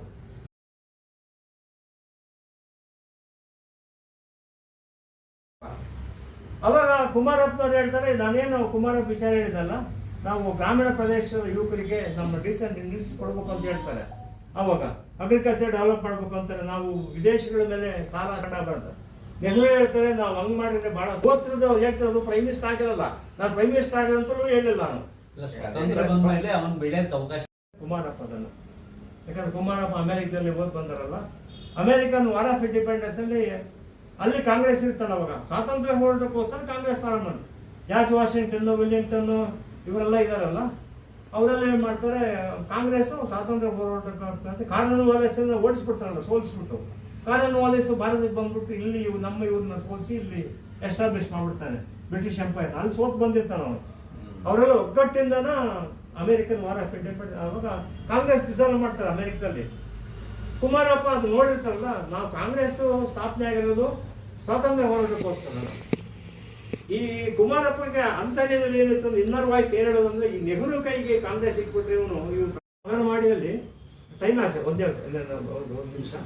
ಅಲ್ಲಿಂದ ಮೋಸ್ಟ್ಲಿ ಅವರಿಗೆ ಸ್ವಲ್ಪ ಯಾರಿಗೆ ಗೊತ್ತಾಗದಂಗೆ ಕಿರುಕುಳ ಕೊಟ್ಟು ಅವ್ರನ್ನ ಚೆನ್ನಾಗಿ ಮೊದಲಾಗಿ ಬಂದು ಓದ್ಕೊಳ್ತಾರಲ್ಲ, ಅವ್ರು ಬಂದಾಗ ಅವಾಗ ನೆಹರು ಅವರ ಕೆಲವು ವಿಚಾರವನ್ನು ಅವರು ಟೀಕೆ ಮಾಡ್ತಾರೆ. ನೆಹರು ವಿರುದ್ಧ ಭಾರತ ಸರ್ಕಾರ ಅಂತ ಬರೀತಾರೋ, ಚೀನಾ ದೇಶ ಮಾವೋತ್ಸವಕ್ಕೆ ಅಟ್ರಾಕ್ಷನ್ ಆಗುತ್ತೆ, ಪದೇ ಪದೇ ಅಲ್ಲಿ ಇನ್ವೈಟ್ ಮಾಡ್ತಿರ್ತಾರೆ. ಅವಾಗ ಇವರು ಕಮ್ಯುನಿಸ್ಟ್ ಇವನು ಕುಮಾರಪ್ಪ ಅಂತ ಹೇಳಿ ಟೀಕೆ ಮಾಡ್ತಾರೆ, ಕಮ್ಯುನಿಸ್ಟ್ ಇವರು ಅಂತ ಹೇಳಿ ಇನ್ವೈಟ್ ಮಾಡಿ ರಷ್ಯಾ ದೇಶದಲ್ಲಿ ಅಪ್ರಿಷಿಯೇಟ್ ಮಾಡ್ತಾರೆ ಇವನ್ನೆಲ್ಲ. ಜಗತ್ತಿನಲ್ಲಿ ಯುದ್ಧ, ಸೆಕೆಂಡ್ ವರ್ಲ್ಡ್ ವಾರ್ ಅವೆಲ್ಲ ನೋಡಿರ್ತಾರಲ್ಲ ಅವರು, ಗಾಂಧಿ ತತ್ವದ ಬಗ್ಗೆ ಅದೆಲ್ಲ ಹೈಲೈಟ್ ಮಾಡ್ತಾರೆ ಅವರು. ಆಮೇಲೆ ನಮ್ಮ ಮೈಸೂರು ಸಂಸ್ಥಾನ ಹೊಗಳ್ತಾರೆ ಅವರು. ಮಾರಿಸ್ ಫ್ರೈಡ್ಮನ್ ಅಂತ ಅವನು, ಭರತ್ ಮೋನಿ ಅಂತ ಹೆಸರಿಟ್ಕೊಳ್ತಾರೆ ಅವನು. ನಮಗೆ ಇವ್ರ ಸೇವೆಗೆ ನಾನು ಕಳಿಸ್ಕೊಡಿ ಇವರಿಗೆ ಅಂತ ಕರೀತಾರೆ ಅವನ್ನ, ಯಾರನ್ನ ಫ್ರೈಡ್ಮನ್ ಅನ್ನ. ಅವನ ಪ್ರಾಂತ್ಯದ ಮಹಾರಾಜ ಕರೀತಾನೆ ಅವನು. ಅವಾಗ ಮಿರ್ಜಾ ಇಲ್ಲೆಲ್ಲ ನಾವು ಕಳಿಸಲ್ಲ, ನಮಗೆ ಇವರು ಸೇವೆ ಬೇಕಂತ. ಅವಾಗ ಇವರು ಭರತ್ ಮೋನಿ ಅಂತ ಏನು ಕರಿತೀವಿ ಫ್ರೈಡ್ಮನ್. ನಿಮ್ಮ ಮಾತು ಯಾರು ಕೇಳ್ತಾರೆ, ನಾನು ನಿಮ್ಮ ಗುಲಾಮ್ ಅಲ್ಲ, ನಾ ಯಾ ಮಾಟಿ ಸೇವ್ ಅಂದ್ಬಿಟ್ಟು ಅವ್ರ ಪ್ರಾಂತ್ಯಕ್ಕೆ ಹೋಗ್ತಾರೆ. ಅವಾಗ ಅಲ್ಲಿ ಹೇಳ್ತಾನೆ ಅವನು, ಪುಟ್ಟಂಗೆ 3,000 ಸಂಬಳ ಕೊಡೋಕ್ಕಾಗಲ್ಲ, ಡ್ರೈವರ್ ಕೊಡೋಕ್ಕಾಗಲ್ಲ, ಮನೆ ಕೊಡೋಕ್ಕಾಗಲ್ಲ ನಿಮಗೆ ಅಂತ ಹೇಳ್ತಾರೆ ಅವ್ರು. ನೀವೇನು ಕೊಡ್ಬೇಡ್ರಿ, ನಾವು ಯಾವುದೋ ಒಂದು ಮನೆ, ನಿಮ್ಮ ತಾಯಿ ಇದ್ದಾರಲ್ಲ, ನಿಮ್ಮ ತಾಯಿ ವಾಸ ಮಾಡ್ತಾರೆ, ಅಲ್ಲೇ ಇರ್ತೀನಿ ನಾನು, ಅವ್ರಿಗೆ ಅಡುಗೆ ಮಾಡಿದ್ರೆ ಊಟ ಮಾಡ್ತೀನಿ, ಮತ್ತು ನಿಮಗೂ ಒಂದು ಚಾಪೆ ಕೊಟ್ಟು ಅಲ್ಲೇ ಬರುತ್ತೀನಿ ಅಂತಾರೆ. ಬೇರೆ ಎಲ್ಲ ಒಂದು ಪ್ರಾಂತ್ಯಕ್ಕೆ ಎಲ್ಲ ಪ್ರವಾಸ ಮಾಡ್ತಕ್ಕಂಥದ್ದು. ಅದನ್ನು ನೋಡಿದಾಗ ಇಲ್ಲಿ ಮಹಾತ್ಮ ಗಾಂಧಿ ರಾಜರ್ಷಿ ಅಂತ ಕರಿತಕ್ಕಂಥದ್ದು ಕಾರಣ. ಫ್ರೈಡ್ಮನ್ ಪಾತ್ರ ಭಾಳ ಇರೋದು. ಆಮೇಲೆ ಜೈಲರ್ಸನ್ನು ಯೂಸ್ ಮಾಡಿ, ಟೈಮ್ ಆಯ್ತದು, ಜೈಲರ್ಸನ್ನು ಯೂಸ್ ಮಾಡಿ ಅವರು ಸ್ವತಂತ್ರ ಇದನ್ನ ಗ್ರೂಪ್ಗಳನ್ನ ಅಲ್ಲಿ ಏನಂತ ಸ್ವತಂತ್ರ ಅಂದರೆ ಸ್ವತಂತ್ರ ಗ್ರಾಮ ಅಂತ ಅಲ್ಲಿ ಈ ಜೈಲರ್ಸ್ ಮೂಲಕನೇ ಅವ್ರನ್ನ ಫ್ರೀಯಾಗಿ ಕರ್ಕೊಬಂದು ಅವ್ರ ಕೆಲಸ ಮಾಡಿಸ್ತಾರೆ ಮಾಡ್ತಾರೆ. ಕುಮಾರಪ್ಪನವರ ವಿಚಾರಧಾರೆ ಬಗ್ಗೆ ಹಲವಾರು ಅಂಶಗಳನ್ನು ಹೇಳಿದ್ದಾರೆ, ತುಂಬ ವಿವರವಾಗಿ ಹೇಳಿದ್ದಾರೆ. ಆದರೆ ಅದರಲ್ಲಿ ಬಹಳ ಮುಖ್ಯವಾಗಿ ಹೇಳಬೇಕಾಗಿದ್ದು ಕುಮಾರಪ್ಪ ಎಕಾನಮಿ ಆಫ್ ಪರ್ಮನೆನ್ಸ್ ಅನ್ನೋ ಪುಸ್ತಕ ಟೈಟ್ಲ್ ಇದೆಯಲ್ಲ, ಅದನ್ನೇ ಮೊದಲು ನೋಡಬೇಕು. What do we mean by economy of permanence? Is it the same as sustainable development about which we talk so much? It's the same. It is the same as sustainable development. This concept of sustainable development was popularized by the UN committee, Brundtland Commission. UN Commission on Environment and Development, in their report, Our Future Economy. ಅದರಲ್ಲಿ sustainable development ಅಂದರೆ ಏನು ಅಂತ ಒಂದು definition ಕೊಡ್ತಾರೆ. ಅದು ಭಾಳ popular ಆಗ್ಬಿಡಿ, ಎಲ್ಲರೂ ಅದನ್ನೇ ಉಪಯೋಗಿಸ್ತಾರೆ. ಇದು 1987 ಅದರಲ್ಲಿ ಆ ವರ್ಷ ಬಂದಿದ್ದು ಆ ರಿಪೋರ್ಟ್. ಅದು UN committee on environment and development, our future. Sir ನಾನು ನಿಮಿಷ ಅವರ್ ಕಾಮನ್ ಫ್ಯೂಚರ್ ಅಂತ ಅದರ ಟೈಟ್ಲ್ ಆ ರಿಪೋರ್ಟ್. ಅದರಲ್ಲಿ sustainable development is development that lasts, LASTS, that continues, that does not come into Nirantara end at a particular point time, it continues. Economy of permanence andrunu adene. Without compromise to the future generations. It should continue. ಯಾವಾಗ continue ಆಗುತ್ತೆ? when you preserve resources. And when you Natural resources, conserve your resources, and when you protect your environment, development lasts, it continues. It is permanent, it becomes permanent. It does not come into an end at any particular point of time. So there are two aspects. One is resource use and the other is environmental protection. The same report defines sustainable development as development that meets the needs that meets the needs of the present without compromising the ability of the future generations meet their own their needs. So intergeneration equity is important. We should not exploit the resources in such a way that they get exhausted during our lifetime, so that future generations may also have access to conserve resources that makes the economy permanent. Sustainable. Kumarappa made a very big contribution to this environmental economics, and he is considered to be a pioneer in environmental economics. Only by looking at this, the title of this book, Economy of Permanence, we come to understand that he made a very significant contribution to environmental economics. ನಾವು ಬಹಳ ಮಾತಾಡ್ತಾ ಇದೀವಿ environmental resources use environmental protection ಬೇಕಾದಷ್ಟು ಮಾತಾಡ್ತೀವಿ ಅಷ್ಟೇ. was thinking ahead of his time. Environmental issues ಎಲ್ಲ ಈ ಪ್ರಮಾಣದಲ್ಲಿ ಚರ್ಚೆಗೆ ಬರ್ತಾ ಇರಲಿಲ್ಲ, ಸಮಸ್ಯೆಗಳು ಇರಲೂ ಇಲ್ಲ. So he was thinking of our resources, how to conserve resources, how to protect environment, what is the approach. That's also discussed in that book. Otherly, now we all know that there are 3 approaches to environmental protection. One is command and control approach. By regulations, by rules, we prescribe these things and try to protect environment. The second is market-based incentives. It may be in the form of tax concessions, it may be in the form of subsidies, and there are other various ways of providing incentives for protecting environment. The third approach is participatory approach, where people themselves participate and take interest in conservation of resources. This was advocated by Kumarappa. And community-based system, these things should be followed in order to conserve resources. Forest conservation, soil conservation, protection of common property resources. These things can be done by local community. Their services should be made use of. ಈಗ ನಾವೇನು ಮಾಡ್ತಾ ಇದ್ವಿ, ಅವ್ರನ್ನ ತಗೊಂಡು ಹೊರಗಡೆ locate ಮಾಡಕ್ಕೆ ಮಾಡ್ತಾರೆ. That's not, they know ಎಲ್ಲಿ ಬೇಕು ಅಲ್ಲೇ protect the ಫಾರೆಸ್ಟ್. environment. ಜೀವನ ಇದನ್ನೆಲ್ಲ ಹೇಳುವಾಗ ಮಹಾತ್ಮ ಗಾಂಧೀಜಿ ಆಶ್ರಮಕ್ಕೆ ಬರ್ತಾರೆ. ಅಲ್ಲಿರ್ತಕ್ಕಂಥ ಕಷ್ಟಕರ ಪರಿಸ್ಥಿತಿಯನ್ನು ತಿಳ್ಕೊಂಡು ಅವರು ಹೋದ್ರು ಅಂತ ಹೇಳಿದ್ರು. ಮತ್ತೆ ಹೆಂಗೆ ಗಾಂಧೀಜಿ ಸಂಪರ್ಕ ಬರ್ತಾರೆ? ಅದು ಬರಲಿಲ್ಲ. ಬಾಂಬೆ ಕಳಿಸ್ತಲ್ಲ. ಅದು ಮೊದಲದು. ಹೇಳಿದ್ರು. ಸಮಯ ಜೀವಿತ ಅವಧಿಯಲ್ಲಿ ಇನ್ನು IIT ವೆರೈಟೀಸ್ ಇನ್ನೂ ಇಂಟ್ರೊಡ್ಯೂಸ್ ಆಗಿರಲಿಲ್ಲ.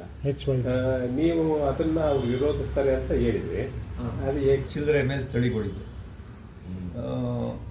ಅದು ಒರಿಸ್ಸಾದಲ್ಲಿ ಒಬ್ಬ ಬರ್ತಾನೆ, ರಿಚಿಡಿ ಅಂತ ಬರ್ತಾನೆ.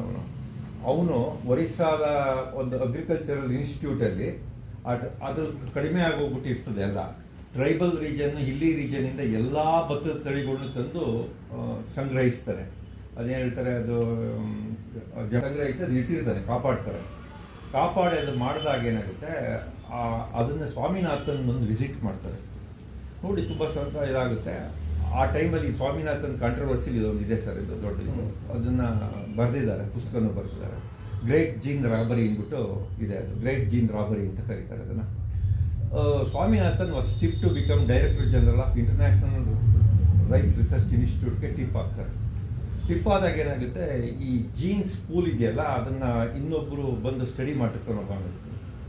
ಆಗ ಅದನ್ನು ಉಪಯೋಗಿಸ್ಕೋಬೇಕು ಅನ್ನೋದು ಇರ್ತದಲ್ಲ, ಆ ರಿಚಿಯಲ್ಲಿ ನಮ್ಮನ್ನ ಟ್ರಾನ್ಸ್ಫರ್ ಮಾಡಿಬಿಡ್ತಾರೆ. ಒರಿಸ್ಸಾ ಇನ್ಸ್ಟಿಟ್ಯೂಟಿಂದ ಟ್ರಾನ್ಸ್ಫರ್ ಮಾಡಿ ಬೇರೆ ಕಡೆ ಇಡ್ತಾರೆ.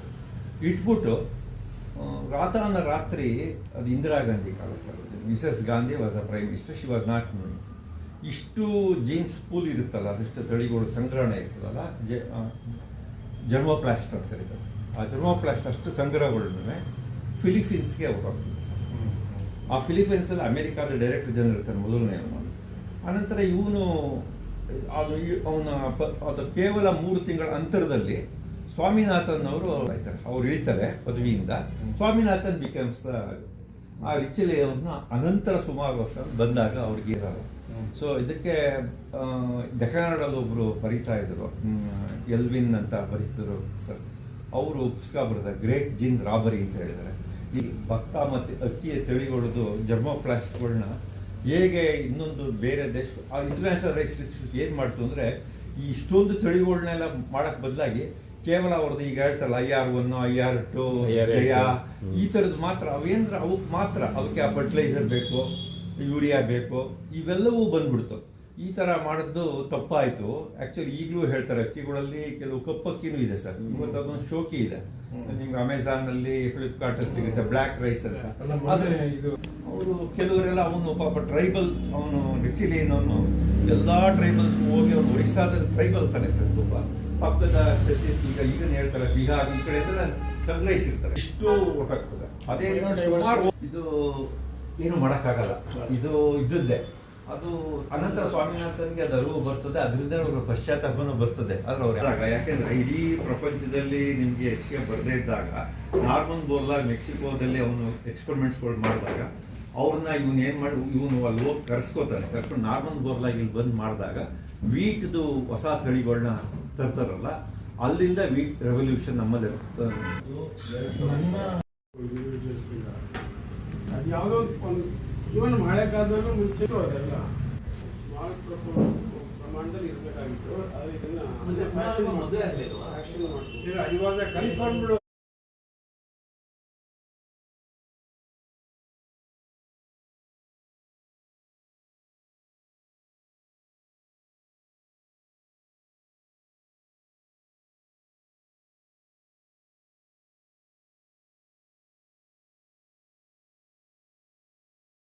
ಗುರು ಹಿರಿಯರಿಗೆ ನಮಸ್ಕಾರ.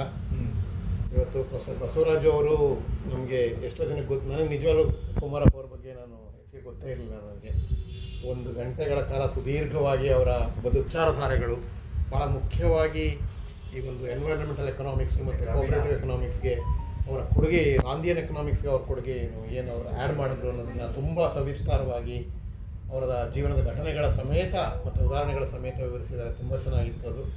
ಮತ್ತು ಪ್ರೊಫೆಸರ್ ಶ್ರೀಕಂಠರಾಧ್ಯ ಅವರು ಅದಕ್ಕೆ ಭಾಳ ವ್ಯಾಲ್ಯೂಬಲ್ ಇನ್ಪುಟ್ಸನ್ನು ಆ್ಯಡ್ ಮಾಡಿದ್ರು. ತುಂಬಾ ಇವತ್ತು ಹಾಜರಿದ್ದೀವಿ. ಎಲ್ರಿಗೂ ಧನ್ಯವಾದಗಳು. ಮತ್ತು CKR ಸರ್ ಧನ್ಯವಾದಗಳು. ಅವ್ರದ್ರ ಇನಿಷಿಯೇಟಿವ್ ತೊಗೊಂಡು ನಮ್ಮನೇನಲ್ಲಿ ಅವ್ರು ಹೇಳ್ಬಿಟ್ಟಿದ್ದಾರೆ, ಎಲ್ಲೂ ಇಲ್ಲ ಅಂದರೆ ನಮ್ಮನೆ ಯಾವಾಗಲೂ ಎನಿ ಟೈಮ್ ನೀವು ನಮ್ಮನೇಲಿ ಮಾಡ್ಬೋದು ಅಂತ ಹೇಳಿ ನಮ್ಮನೆ ಆಗ್ಬೋದು, ಉಪಹಾರ ವ್ಯವಸ್ಥೆಯನ್ನು ಮಾಡಿಕೊಟ್ಟಿದ್ದಾರೆ. ಕ್ಷಮೆ ಇರಲಿ, ಲಾಸ್ಟ್ ವಾರ ಮಾಡಬೇಕಾಗಿತ್ತು. ಆದರೂ ಚಾವಡಿ ನಡೀಬೇಕು ಅನ್ನೋದು ನಮ್ಮ ಆಶಯ. ಹೊಸ ಹೊಸ ವಿಚಾರಧಾರೆಗಳು ಇಡ್ಲಿ ಎಲ್ಲರೂ ತಗೊಳ್ತೀರ? ಸಾಕಷ್ಟು ಉಳಿದಿದೆ. ಇದು ಇಡ್ಲಿ ಪಕೋಡ ನಾನು ಒಬ್ರು ಇದ್ದಾರೆ ಅಲ್ಲಿ ಒಬ್ಬರು